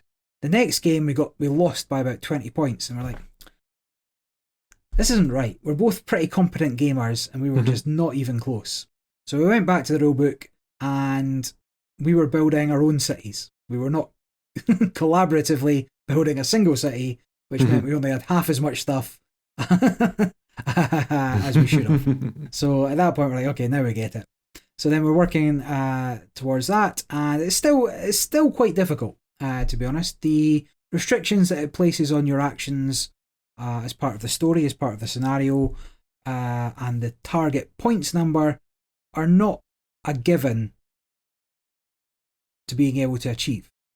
In part, it's because of the cards that come out within the marketplace, within the meadow, to be able to choose, or the cards you draw from the top of the deck, and in part because it requires a fairly efficient use of your actions to get what you want. So, for example, I think the second scenario, both players had to have, at some point during the game, 2 of each resource to complete our objective, not at the same time, they were both individual objectives, and 7 or 8 cards in hand. So the way you would kind of approach that throughout the game is, right, well, I'll gather resources, and then I'll start putting out cards, you draw cards, and then I'll ship some resources over to you. So one of the actions in the cooperative version is you can share a resource each turn, but only if the sharing space is active. And that, again, is scenario dependent. And so, we're working towards that. It means you can't do exactly what you want to do on your turn. You've got to at least be mindful that at some point you're going to have to hit those objectives in addition to completing the points total. And that's the main, as far as I can tell, there's 15 scenarios within the campaign. We're only 4 in. And that has been the case with it so far. It might get a little more challenging, or not challenging, but it might do other things that we've not seen yet. We've not flicked ahead in the book to have a proper look. But it is at least a game that requires discussion, a game that requires some planning, some strategy, some forethought. And if you are doing really well, there is a hard mode, but all that really does is add the score that you're trying to achieve. But we're just playing on normal at the moment. And so it's fine. I don't think it gives me a particularly different feeling than normal Everdell. I'd almost prefer just working on my own city than working on a town between us. Because ultimately, the decisions you're making don't really need 2 people. If that makes sense. Like, you could just as easily do it yourself. And is there a solo mode? There is. Yeah, so you can probably play the campaign solo, and I think that might be...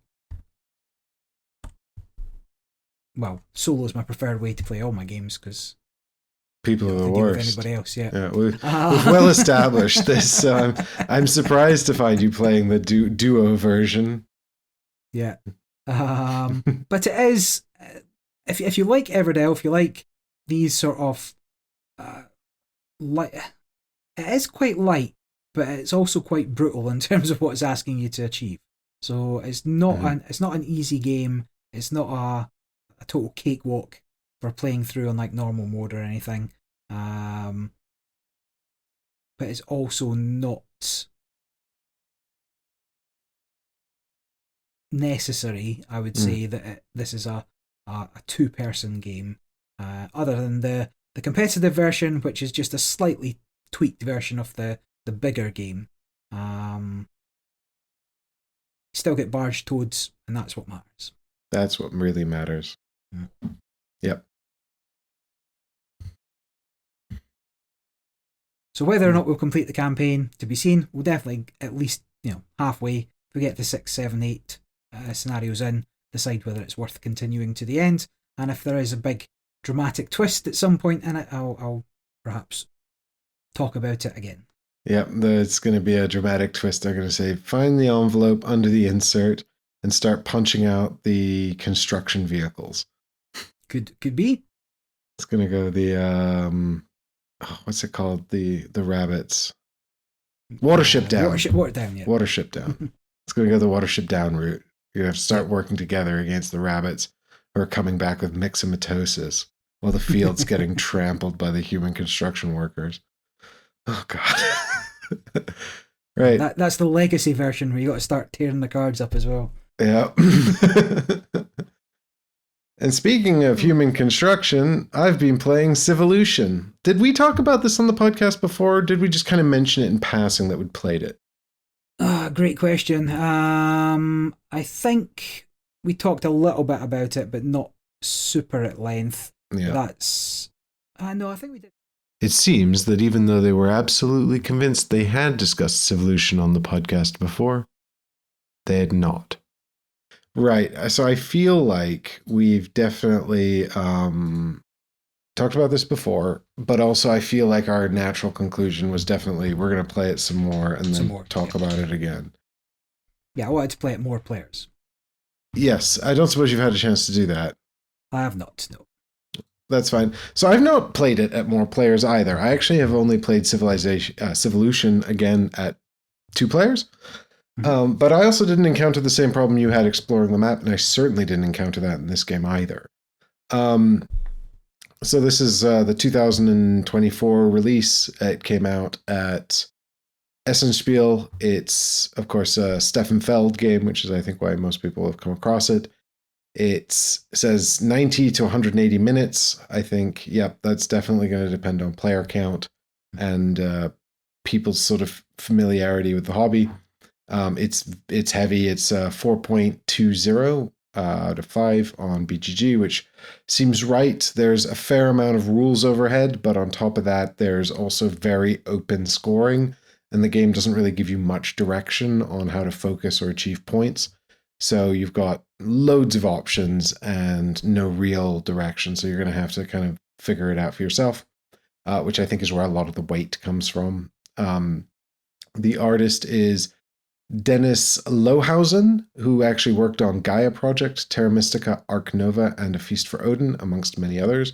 And actually, now that I know that, I can totally see like the sort of the Gaia Project and the Terra Mystica in this design, graphically. The publisher is Deep Print Games and Pegasus Spiel. So this is a very... is it 4X, technically? Yeah, I mean, you do all of those actions. I suppose the very low on Exterminate. If it's a 4X, you're doing most of the things except for Exterminate. You're at worst kind of kicking people into the wilderness, and then you hurt your feet while you do it and have to lie down.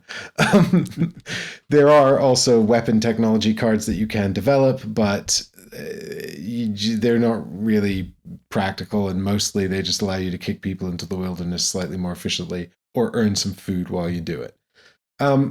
So I played this at 2 players again with Mark from Not Board Gaming. We actually had a games evening where we had something else planned, And then I hadn't gotten across the rules at all. So we were like, well, we'll just play something else. And we just picked this because we wanted to play it again, which I think is quite high praise. And we set it all up. And one of the things that you do when you're so Civolution, I can't get into the rules. It's way too big. But what I will say, just on a very high level, is it is a civ building game. The period in which you're building your civilization is extremely abstract. You assume you're starting from like sort of early man or early humankind because you start with like one person and no stuff. And you assume you're building up to like a lot of sort of late stage civilization because you end the game with a lot more stuff. But it's all very abstract. You're not ever inventing anything like computers or cars or the wheel. You might invent currency and you might discover democracy, but also these discoveries are incredibly like anachronistic, and some of them are also mutations. So you might actually just focus on the green cards, which are all mutations, and so by the end of the game, you haven't developed any currency and you don't have any watches, but what you have got is horns and you lay eggs. And so, it's extremely sort of sandboxy in that respect. But it doesn't feel sandboxy and this is sort of where I'm driving actually with this whole point. But before I get into that a little bit more, the when you set the game up, there's points everywhere. Everything is worth points. There's so many points. But I don't want to I don't want to call it point salad necessarily, because although you can get a lot of points during the game, you're also going to get an enormous amount of points from end game. And the degree to which you get points during the game and at end game are fairly well balanced, in that I think you can get just as good a score from only focusing on end game as you can from focusing on the points you earn during the game.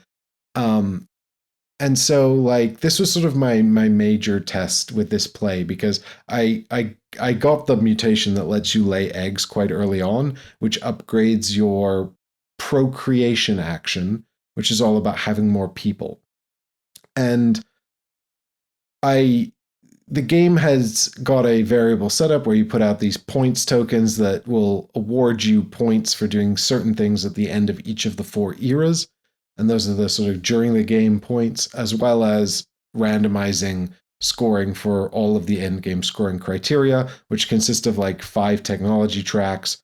And technology is generous. The 5 different color tracks you can ascend, as well as just looking at all of the game state stuff at the end of the game, which includes a sort of abstraction of your civilization's wealth, as well as population and the distribution of that population across the map, and a handful of other things I've forgotten.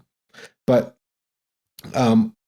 I was good at eggs, laying eggs and having lots of babies. So I really focused on sort of making lots of people and then distributing them across the map. It took me like the whole game.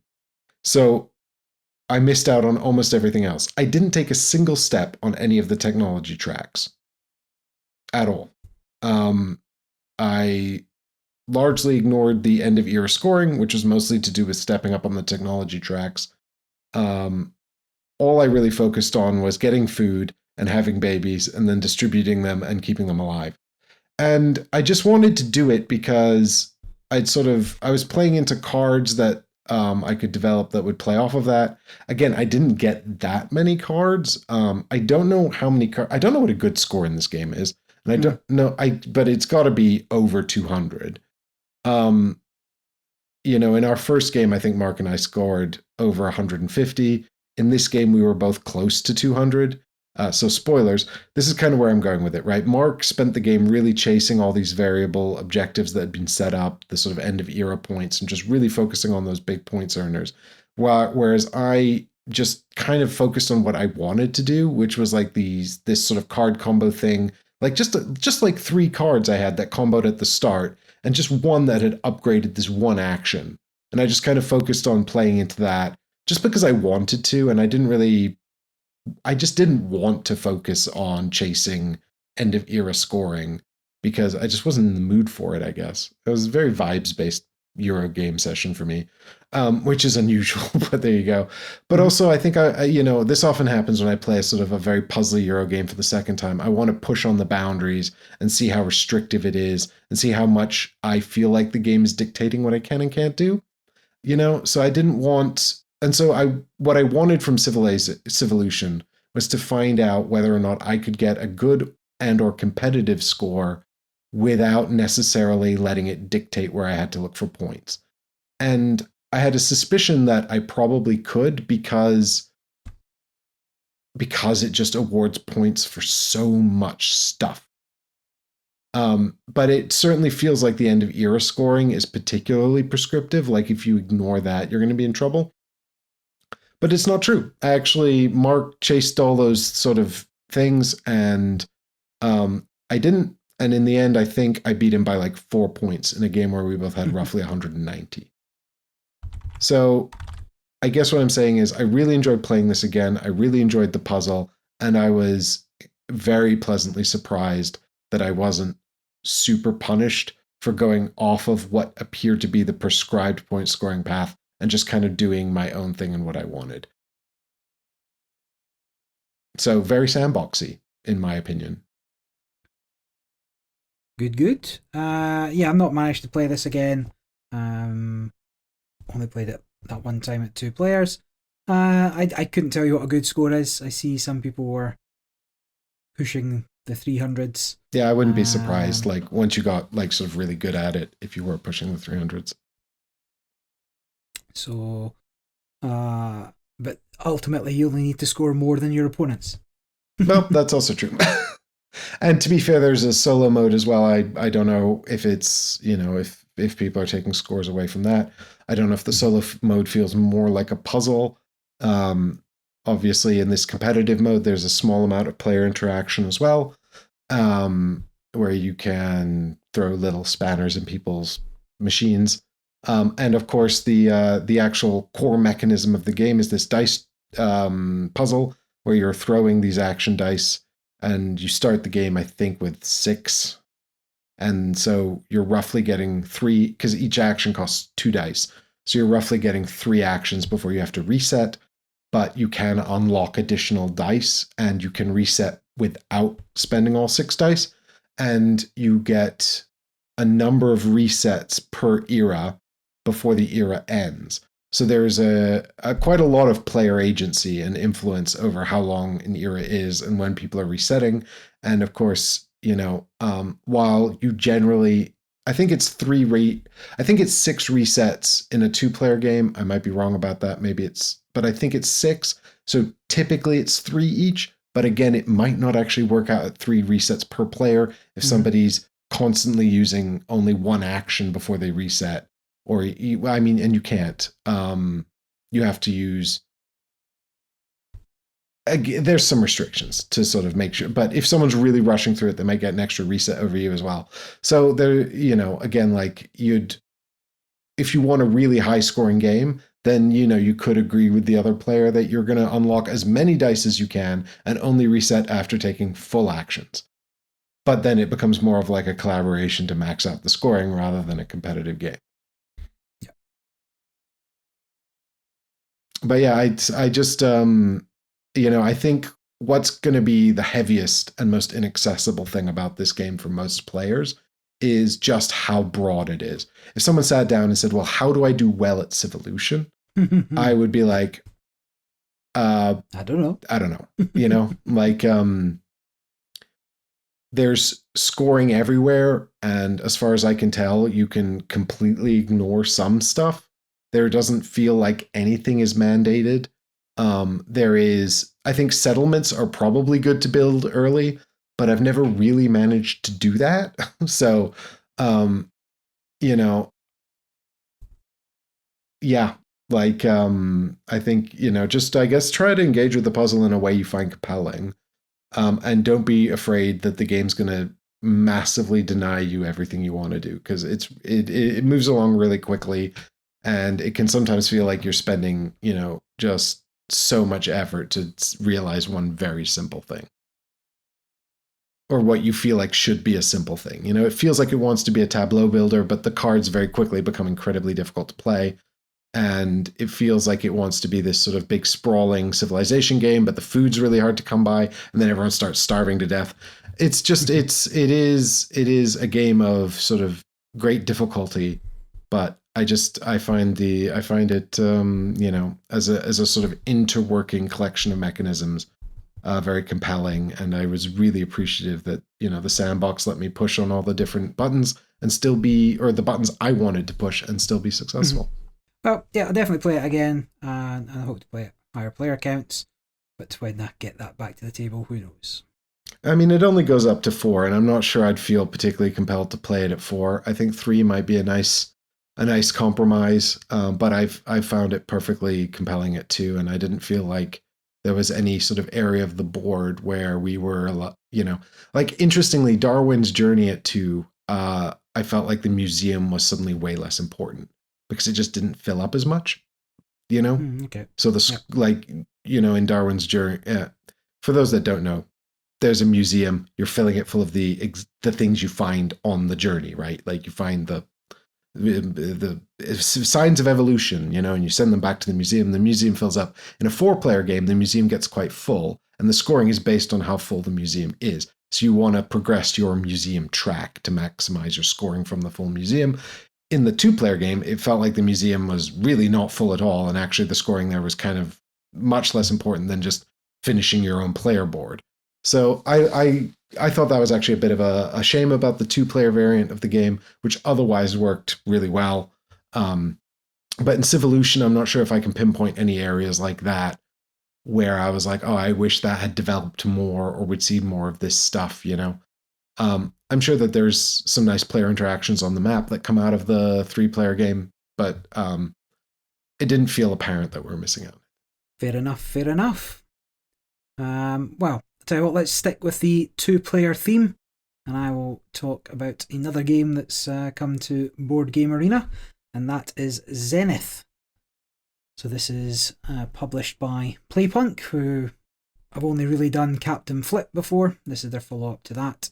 And designed by the pair behind Castle Combo, a game we talked about last week, and is you know, a well-lauded game. That's Gregory Grard and Matthew Russell.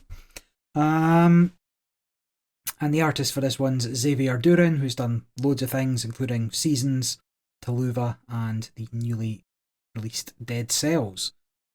So this is a 2-player only game again, and this one is best described, I would say, as a tug-of-war game with multi-use cards. That'd be the nutshell pitch. In this game, you are galactic wayfarers, so there's a whole bunch of aliens and robots and earthlings and whatnot, and I'm not sure what the story is, but you effectively populate the planets. The 5 planets are, I want to say, Mercury, Mars, Venus, well, Earth, Venus, what comes after that? Saturn? Yes. Sure. Let's. How did I not know the planets? I've been.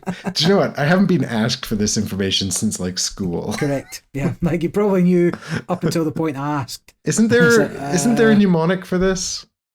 There must be. What is the other? My very easy method just speeds up naming planets.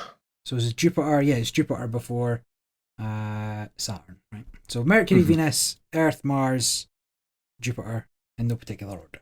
There you go. So those are the tug of war tokens that you're fighting over. You've got to maybe move it 4 spaces to get it onto your side, at which point you would win one of those discs. Those are 5 different colours within the game. And you win the game by either having 3 from the same planet, 4 from different planets, or any 5 whatever combination planets. So that is how the game ends. And the way you are mostly going to be moving those discs is by playing cards from your hand. There is a money currency in the game, and the cards have a monetary value to play them. They can only be played to their corresponding planet that they match, and all of them will move the disc one space towards you, and then you'll get a unique action based on the card that you play. So this is one way of using these cards. And that might be add a card to a planet off the top of the deck. It might be move a different track. It might be give the opponent something to earn a benefit elsewhere. It might be spend some tokens to get a certain benefit. There's a lot of different abilities within the cards, and that's what kind of makes the game the most fun. Of course, what you have to be aware of is that some of these cards cost up to 10 money, and you only start with 12. But for every person you put on your side within that column, within that planet tug of war, it reduces the cost of the next card by 1. So if you have 4 cards on Mars, you get a 4 cost discount for any future Mars cards. There is a second currency, which is, I can't remember what it's called, like gold, Zenithium. That's it. It's got some sort of made up element. Is it a real element? No, must be made up. And there, so every card has one of 3 icons in the corner, whether it's a robot pincer, an animal paw, or a hand, a human hand. Oh yeah, that makes sense. So you've got those 3 icons, and there are 3 additional tracks which cost the Zenithium to move up. Costs 1, 2, 3, 4. You would discard a card that matches the track you want to move up. You would pay the Zenithium, and you would get the benefit of whatever's on that track that you're moving up. And that could be, again, drawing cards, getting money, discarding cards from your opponent's side, swapping cards over from your opponent's side. Any number of things. There's loads of different abilities. The final thing you can do with your card uses those icons again. You can discard it to get the leader token. And the leader token is double-sided. The first time you get a leader token, it's silver. And then as long as you keep it, the next time you get a leader token, it's gold. And when that increases your hand size by 1 or 2 cards, so you have greater options on your turn. But in addition, depending on what the icon is, you'll get something else. It could be as simple as getting $3. It could be get 2 cards off the top of the deck onto your side. You don't get the abilities, but you get the discount in the future. And I forget what the third action is. But those are the 3 ways you can play a card. Either, or the most common way, play it to a planet for the tug of war effect and the main character effect. Discard it to the sort of diplomacy tracks, or whatever it's called, the civilization tracks, and pay the Zenithium to move up there. Or discard it to get a small benefit in the leader token to give you more options if you're looking for something in particular. And that's it. I've explained how the game is won. The crux of the game is within finding the combos and the clever plays of the card abilities. I can't say definitively that all the cards are 100% different, but they are very different enough in that it never really feels like any 2 cards are the same. There might be some crossover. I'm not 100% sure on it, but each ability you've got to weigh up against whether you want to win that planet, whether it helps you move the tug of war markers somewhere else, whether it stops your opponent earning a planet, whether you can build up a little bit of an engine on the civilization and the technology tracks, or whether you just need an immediate benefit straight away. And it's pretty decent. Little tug of war game. It's not...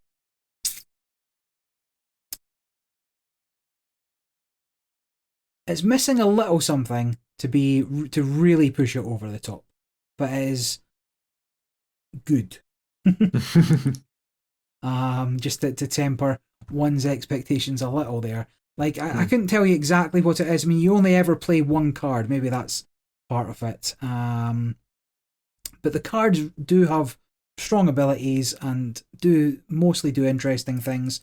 The more you pay for them, the more interesting those abilities are. But then you've got to balance your money with putting down the cheaper cards first to get the discounts, to what you need to be doing. I've won games I've not won with 4 different yet. I've won with 5 planets total, and I've won with 3 of the same. But really, it just depends what cards you draw, what comes out, and what you have. The first person to claim a planet also gets a little bonus token. One-time use. Again, it's a minor thing, but is something. But yeah, it's fun. Tug of war game. If you like tug of war games, if you like those kind of multi-use cards, I think you'll find something to enjoy here. I don't know if it'll be, like I said, just missing a little something to really propel it into the stratosphere, but I couldn't necessarily tell you what it is. So we played a sort of tug of war dueling head-to-head game on BGA. Which one was that? Was it this one? No, we played the one where you're the thieves. Oh, Caper. Caper. And how do you rate this compared to Caper? I like it a little more than Caper because the choices of what to do with the cards is more interesting. Mm-hmm. So whilst the thieves you're playing, they just have that one ability, and you play it during the thieves round, and your only real choices, well, you've got the choice of which one to play, and where to play it, but that's kind of it. Right? You don't know whether it's like, well, actually, I don't need this ability right now, but I'm going to build up getting all the Mars cards so I can try and win Mars 3 times to win the game. Or actually, I'm just going to pitch this because it's a paw print, and I'm going to go up on the civilization track because that's going to let me move 3 different planets, 1 space, which will advance my goals and make it harder for you to potentially win Jupiter, which you were going to do next turn. Or there's a lot more choice, I think, in this than there is in Caper. I see. When I think about sort of 2-player tug of war games, I think about Blitzkrieg. No, actually, 2 games that sound really, really similar, but also Blitzkrieg. Yeah, how do you rate this compared to Blitzkrieg? I prefer Blitzkrieg. Yeah, I really like Blitzkrieg too. Yeah. I also think of Spies and Lies, a Stratego game, which is not really anything to do with Stratego. Designed by Don Eskridge, who, from Resistance. Yep. And this couldn't be anything less like that, but it's just sort of like it's literally a tug of war with 1 track, and you're playing these roll cards from your hand, which is quite interesting. It does a good job of sort of bluffing and double bluffing, and if you've played the thing in front of me, then maybe I've played the thing in front of you, And then also, it's not technically tug of war, I don't think. It's sort of conquering battlefields. I can't remember exactly how they're scored in the end, but Spies, Lies, and Supplies? Yeah, like the air, land, sea. Air, land, and sea, yeah. Did you play that? Yeah, I played that quite a bit. Yeah, I really like that. It's not really tug of war, though, isn't it? It's managing 3 different sort of battlefronts. Yeah, but again, it's a similar feel. I'll tell you what is a tug of war game that we played. Mm-hmm. And only played with the right rules once Board Game Arena made me. King of Tokyo Duel. Oh, yep. That's got 2 tugs of war on it. Correct. And whilst I previously poo-pooed it, saying, it could just be all over in the first turn or second turn, it theoretically could still be over in the second turn. Mm-hmm. But now that I know you need 3 of the same symbol to move the ropes, right? Mm-hmm. The tugs. Yeah. Changed it a little bit. I have played it 2-3 times, real life and Board Game Arena. Since then, I don't think it fundamentally changes the game. I would much rather play Zenith than King of Tokyo Duel. That's fair enough. Yep, Barry had been advancing the tug of war's tracks in King of Tokyo 3 times as fast as they should have been advanced. Yeah. Unfortunately, But that just meant they kept coming back equally as fast. Yeah. So they ping-ponged back and forth as quickly as possible. Yeah, we played a game on BGA, and I tried to kill Barry before Barry could win the tug of war, but I was unable to do so. It was fine. I would rather play pretty much any of the other tug of war games we mentioned than King of Tokyo Duel, but that's fine. I think Zenith is a good example of a tug of war game, and it may well be the theme. And yeah, the art's really nice. The choices are interesting. Mm-hmm. Easily fit into somebody's game as that, or somebody's collection as that their tug of war game, and I don't think you'd be sad when it came out. Good stuff.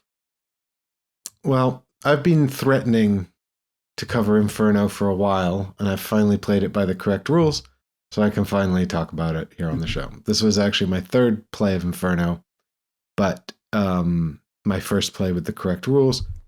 Did it significantly change the game?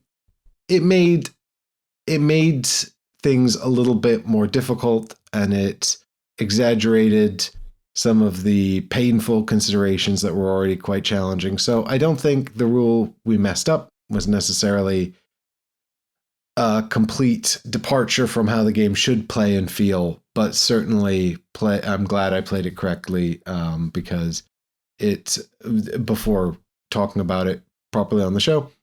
But Inferno is a heavier Euro game. I'd say it's still middleweight, but it's definitely on the heavier side of middleweight.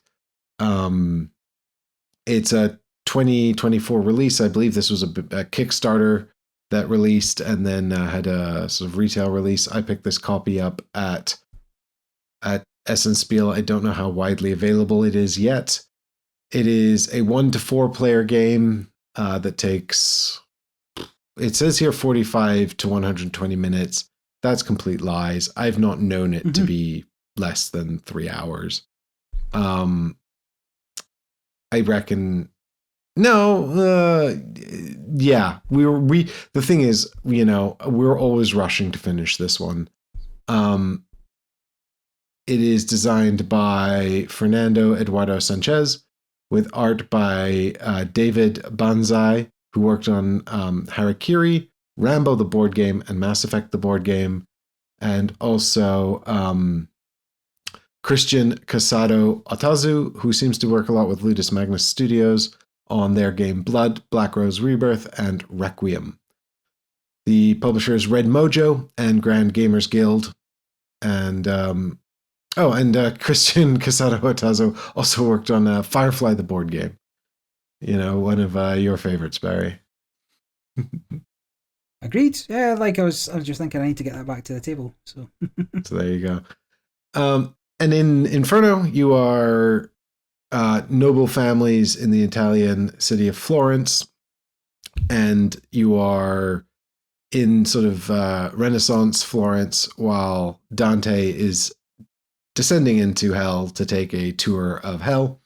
There are, of course, 9 levels of hell, including Limbo, which is the first level. And the game is, I guess, 2 stages. Each player's turn is 2 stages. There's no formalized rounds, but there will be a concept. No, there's not even really a concept of first player. Someone's first player, but the game ends when Dante reaches their final stop. Dante advances along a track that takes them down through the 9 levels of hell, and the number of steps is based on the player count, and the players have agency over the number of steps. Eventually, you'll sort of run out of workers, and you'll probably have to advance Dante in order to recover your workers. So spoilers, there's an element of worker placement here. But you can also take a really sad action that you have to take if you've not planned well in order to recover a worker. So the pacing of the game can vary wildly based on player agency and how many workers they unlock and how they place them. It's certainly not the kind of worker placement game where you need to be unlocking all the workers you can possibly unlock to be competitive. Once the game begins, there is no sort of formal rounds, and then somebody will trigger the final step of Dante. There'll be everyone else will get one more turn, and then the game will end. Um, each player's turn is divided up into 2 phases.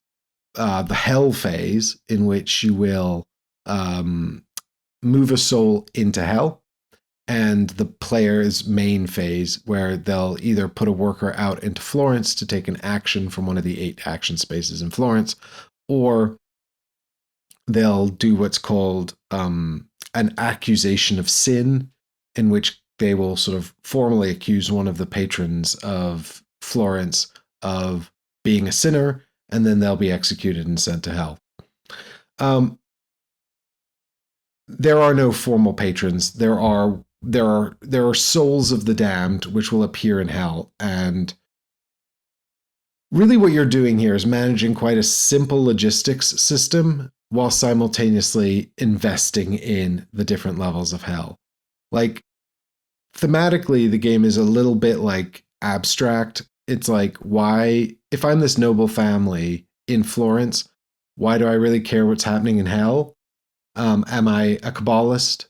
Am I, a Satanist? I don't know. I'm going to get a bunch of points at the end of the game for, like, if my level of hell that I've invested my interest in is the best level of hell. Why is that? There's no, like, demon princes or demon lords. There's no modeling of satanic influence. Quite the opposite. In fact, we're exerting our influence in these different levels of hell by accusing people of the sins that we like the best. And, you start off with some small interest in 2 different levels of hell. You might start off with a bit of interest in gluttony and a bit of interest in treason, and then you're like, well, am I going to get more interest in treason and try to fill up treason as a level, which, by the way, is the final level of hell. So there's not really a good justification. Now, there is quite a lot of thematic text in the rulebook, certainly referencing Florence and the events, historical events that were taking place in Florence at the time, and the role of the church in all of this. It talks about Dante's Inferno and the book, as well as the sort of, real world manipulations of the church using their influence on the people and things like that. So that's all really interesting and fascinating. But as a sort of mechanical, as a game with mechanisms, it certainly seems a little bit like removed from that. I don't have a problem with this. And I think it's a sort of a fun theme. I'm also an atheist.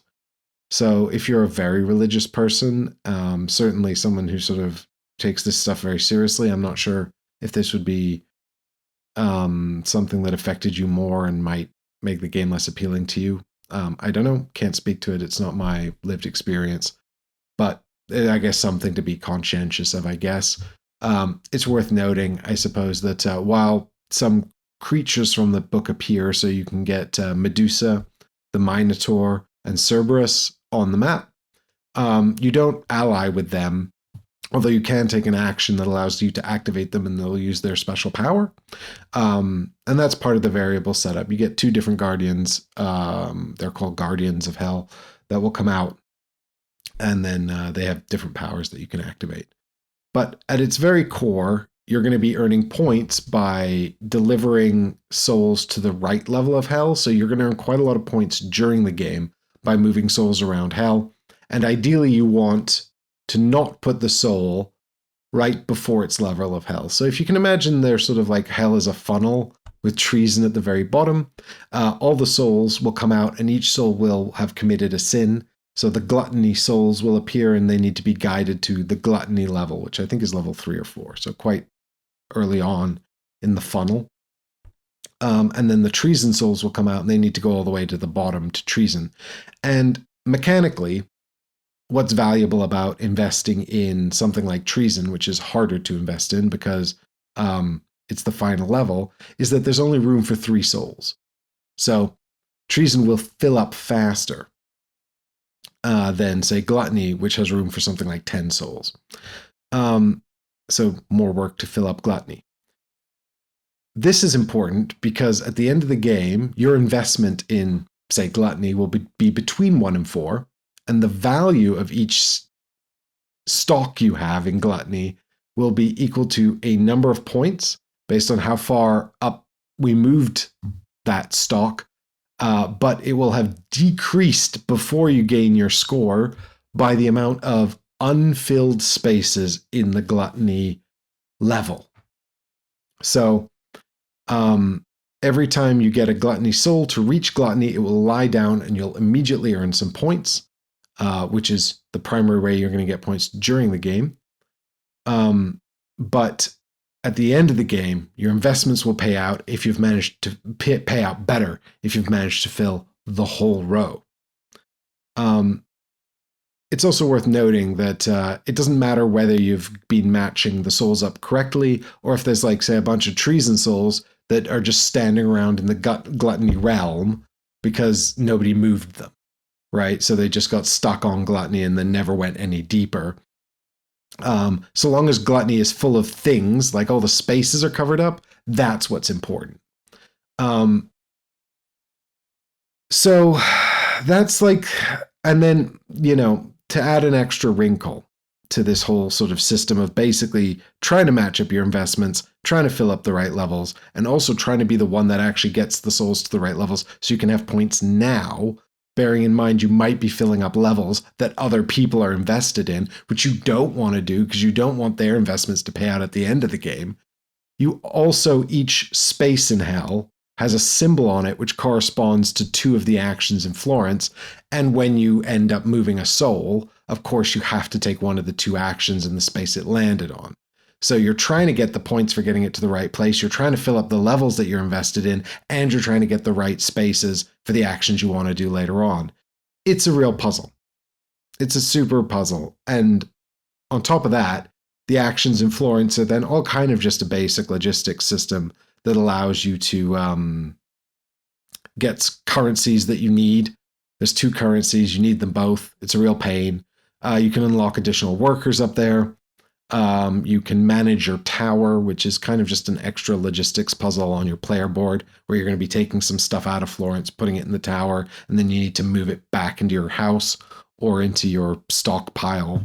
Again, they're all little sort of logistics puzzles that are going to manage your workers and give you points and things.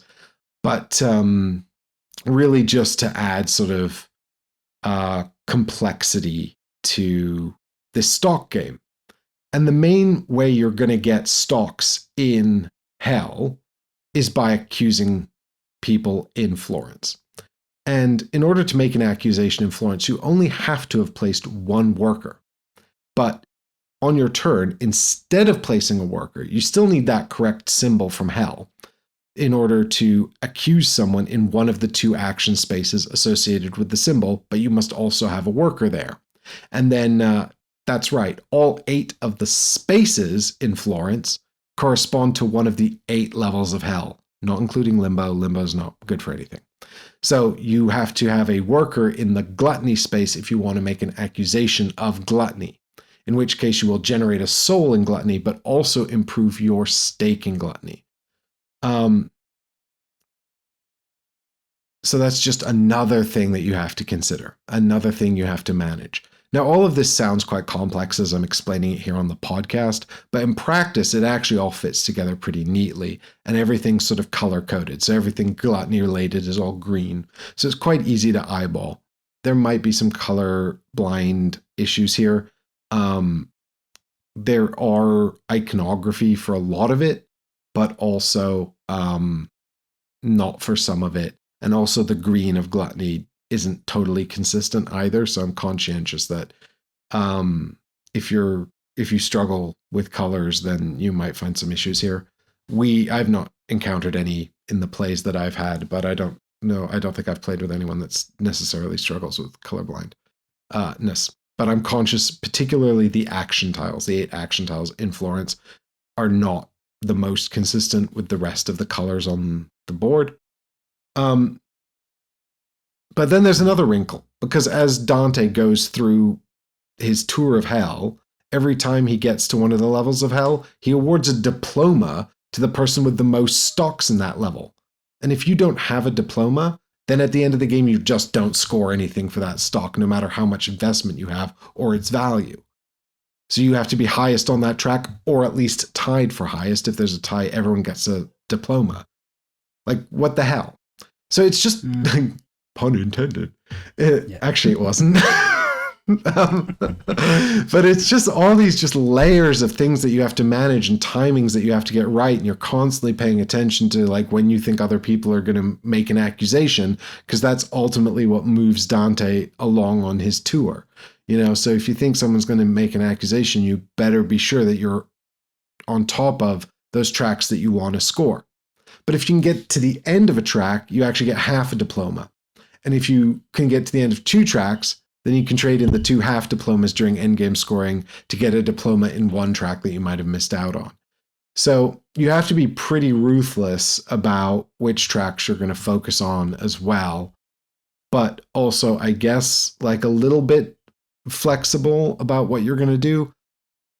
I don't know. It's a fascinating puzzle. It's really interesting timing. I've really enjoyed my time with it. Honestly, I can see why people like this one. I do think it's possibly a little too long, but also you don't get to do nearly all the things you want to do either.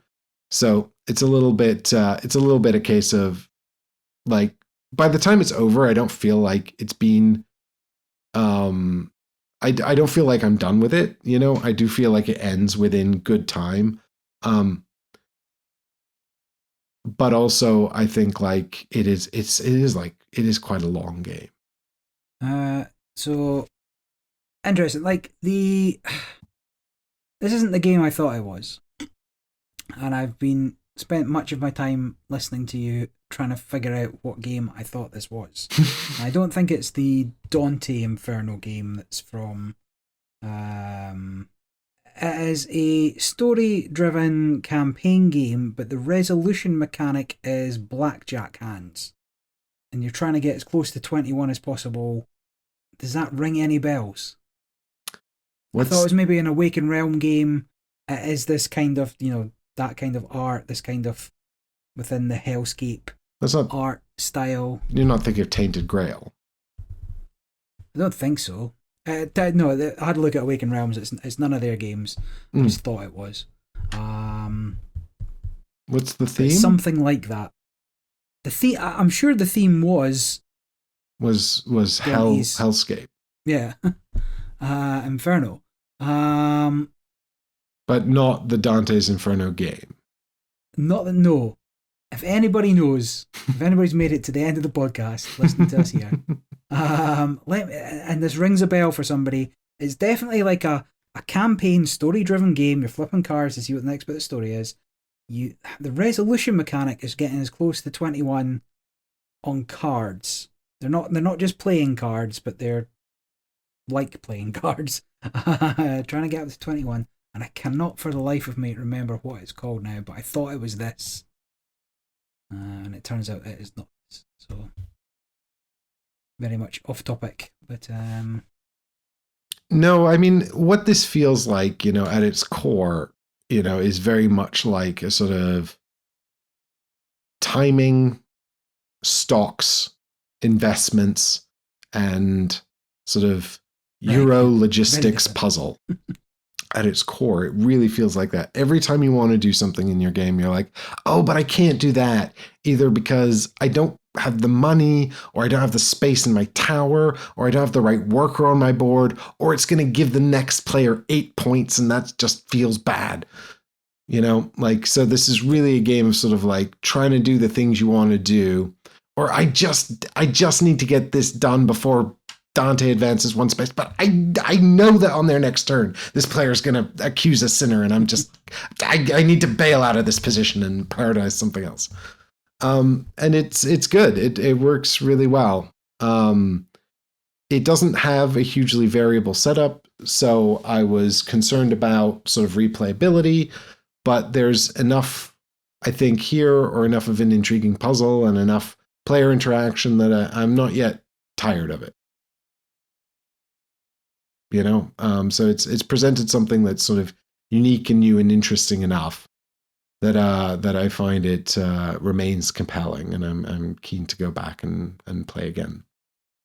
I think maybe just to wrap things up, I will mention one game I played also on Board Game Arena, and that is Dead Cells, because I know we spoke about Slay the Spire, so this is another roguelike video game that's converted into a board game. I played it. I don't like it. That's it. Thanks for coming. See you on the next podcast. It's okay, but I didn't find any joy in it. I was playing solo, at least at sort of 2-player. The contribution of which card the other player is going to contribute has some impact on the game, rather than just using the sort of the one AI card each time. It's just not very fun. It seems like the kind of game that you just play over, and so very much like a roguelite, where you just play over and over to unlock enough stuff to let you kind of get that bit further, to play it over and over to unlock enough stuff to get to that bit further. Mm-hmm. Like, I find in a video game not what I want in a board game. Yeah, I find like that sort of feedback loop of, like, I find roguelike in board games, it needs to have either really compelling character progression or really compelling puzzle solving sort of combat-y stuff going on, or ideally both. I find power progression for the sake of power progression to not be very compelling, particularly in board games. And even then, like, the new content entering the system has to be entering a system I care about or I find compelling to resolve. So, I mean, I haven't played Dead Cells, so I can't speak to that. But certainly, like, I need that loop of what I'm doing, the process of what I'm doing, to be compelling in of itself. No, it's not. The combat almost doesn't matter as long as you don't die. You might get fewer rewards, but you still get to progress, even if you don't kill everybody. What you're effectively earning is a currency to buy more cards that you can then find in a future run. Mm-hmm. And it would just... Well, like, I think with roguelikes, it's tricky to sort of talk about, like, when I'm talking about, like, sort of stuff re-entering the system, it's two parts, right? Like, if the concept of the roguelike is it unlocks stuff for future runs, great, cool, I like that. But also I need stuff in this run as well, like to make this run interesting, unless runs are 20 minutes, that's slightly different. But if a run's going to be a session, then I want there to be something in this session to be compelling. If I'm building combos or I'm looking for, deck building, thinning a deck, building out a deck, finding some strategies there, and then the puzzle solving of what I'm doing with the stuff I'm acquiring also needs to be interesting. This is not that case. I mean, it might get there, but you start off artificially hampered with, you can only have a single piece of equipment. Later on, you'll be able to have more pieces of equipment because you'll have unlocked that. But within the run I'm doing, some areas are blocked off because I've not unlocked those areas yet. And so I'm forced into going into the sewers this time or whatever. It's okay, but I don't like it. So it's just the process that hasn't grabbed you, the gameplay hasn't grabbed you. Yeah, like I don't want to play it 100 times just to get to the full game. Yeah, and you're talking about playing it on BGA as well, right? Oh yeah, so you're set up, and like I played 3, 4, 5 games back to back. Within potentially well inside an hour. So they are quite quick runs then. Yeah, because once you put your cards out, the battle's an auto battler once you've done it, and so the game will just go through it, and either you might have a decision about who to assign wounds to or something, but the game runs through the 3 levels of battle. Anybody you kill, you get the reward for. Anybody that's still alive just goes away. All right, cool, and you move on. So it's kind of like trying to optimize sort of prize distribution, really. Yeah, like, do you want to spend this card, which has an additional pickup, so you can get the treasure from that room before you move on, or do you want to prioritize damage to kill the enemy to get their loot reward or whatever? The puzzle's not terrible. You want to, but you don't have enough cards to really make it, and certainly not at the start. I presume you get better cards later on, but you don't have any good powers. So typically, you'll, off the 2 enemies that might be in a room, you'll kill one, you'll do some chip damage to the other, and then they just go away again. It didn't make any odds. Mm-hmm.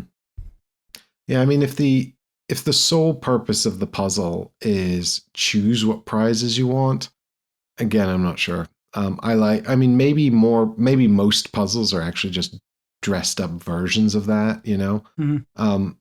But I like when the puzzle at least makes a pretense of grander stakes. Yeah. Well, in all my runs, I have died because that's how those things end. And I'm sure at some point I will have a beefed up character that can go further in those runs, but I don't care enough to get there. If you like that kind of loop, sure, give it a try. It's not a terrible game. It's just that to get to the version of the game that I might want to play, I'm locked out. At least in real life, I could just skip that. Add the bits in. You could just skip to the sort of the more complex sessions. Yeah, that's true. There you go. There's an argument for the real life. Also, if nothing else, Board Game Arena remembers your campaign. So, and I bet those sessions are faster as well. Yeah, like there's no setup that flips everything for you. You don't have to faff about with what treasure's in this room or what monsters are in this room. And as it runs through the battle quick. Actually, I could probably do the battle quicker myself, but can't turn up the animation speed on BGA then. not off. So. It's come full circle. It's a video game that became a board game that became a video game. Yeah. I don't know how I feel about that. I feel like if they had Slay the Spire on BGA. The movie. Yeah. God. Yeah, Slay the Spire, the board game, the video game. No, the interactive movie. Yes, it's like Dragon's Lair or whatever. I've just got a little bit of housekeeping before we go. It is the time of year where we all get ready for Airecon, which is the convention in Harrogate. It is the first Airecon. There are now other Airecons, but this is the original one because of the River Aire, where Harrogate is. But it's a mostly gameplay convention, and there's now some publisher presence, some store presence, little stores selling things, but it's still mostly just open gaming. It is the 15th and 16th, 14th, 15th, 16th of March this year. It's always around early March every year. I've been going for years and years. I've always had a really, really good time. So I continue to go back every year, and I will be going this year. So I'll be reporting I think the towards the end or early April actually will be the first podcast coming out. I think 2nd of April or something like that is the episode we'll be putting out after the convention. So I'll be doing a debrief of everything I got to play there. The 2nd of April is the episode where I'll be talking about what I got to play at Airecon and all the games I got to play there. But I'll talk about next week again, maybe if I've had some, or on the next episode, I'll talk about whether or not I've got to iron out some of the ideas about what we're going to play. But either way, I'm just very excited to get together in a room with lots of people and play some games, maybe with high player counts. I'd love to get Mega Civilization out to the table, but we'll see. Well, is that not out this week? So Ares are reprinting it. So this is sort of the reprint of the original, right? Like, yeah, the original Mega Civ box was hugely expensive and also quite hard to come by. And then there was a reprint in the form of Eastern and Western Kingdoms, which could be combined to form Mega Civ. That's actually what I have. Ares Games have now reprinted both of those in collaboration with the original publisher, and sort of done that stuff all again with a big playmat and things. So I would like to get that back out, especially now that it is accessible again, to let you guys know how I got on with it. But I've enjoyed playing Eastern Kingdoms or whatever the first one was. Western Yeah, so Kingdoms. Mega Empire is the east, Mega Empire is the west. Yeah. And then there's Mega Empire is the special buildings. What's that? It's a tiny little boxes and plastic things that you really don't need. No, I need them. Yeah, I know you do. If I'm going to play it, I can't play without it. Seem very important. 18 unique buildings. There you go. I can't remember if it's just aesthetic or not. I do actually have that, but I've not used it, so I'll have a look into it for you. Well, I'll have you know that the spiel says that the special buildings offers an enriched gameplay experience and is a must-have for the fans of Mega Empire series. Yeah, did the publisher write that copy? Yeah.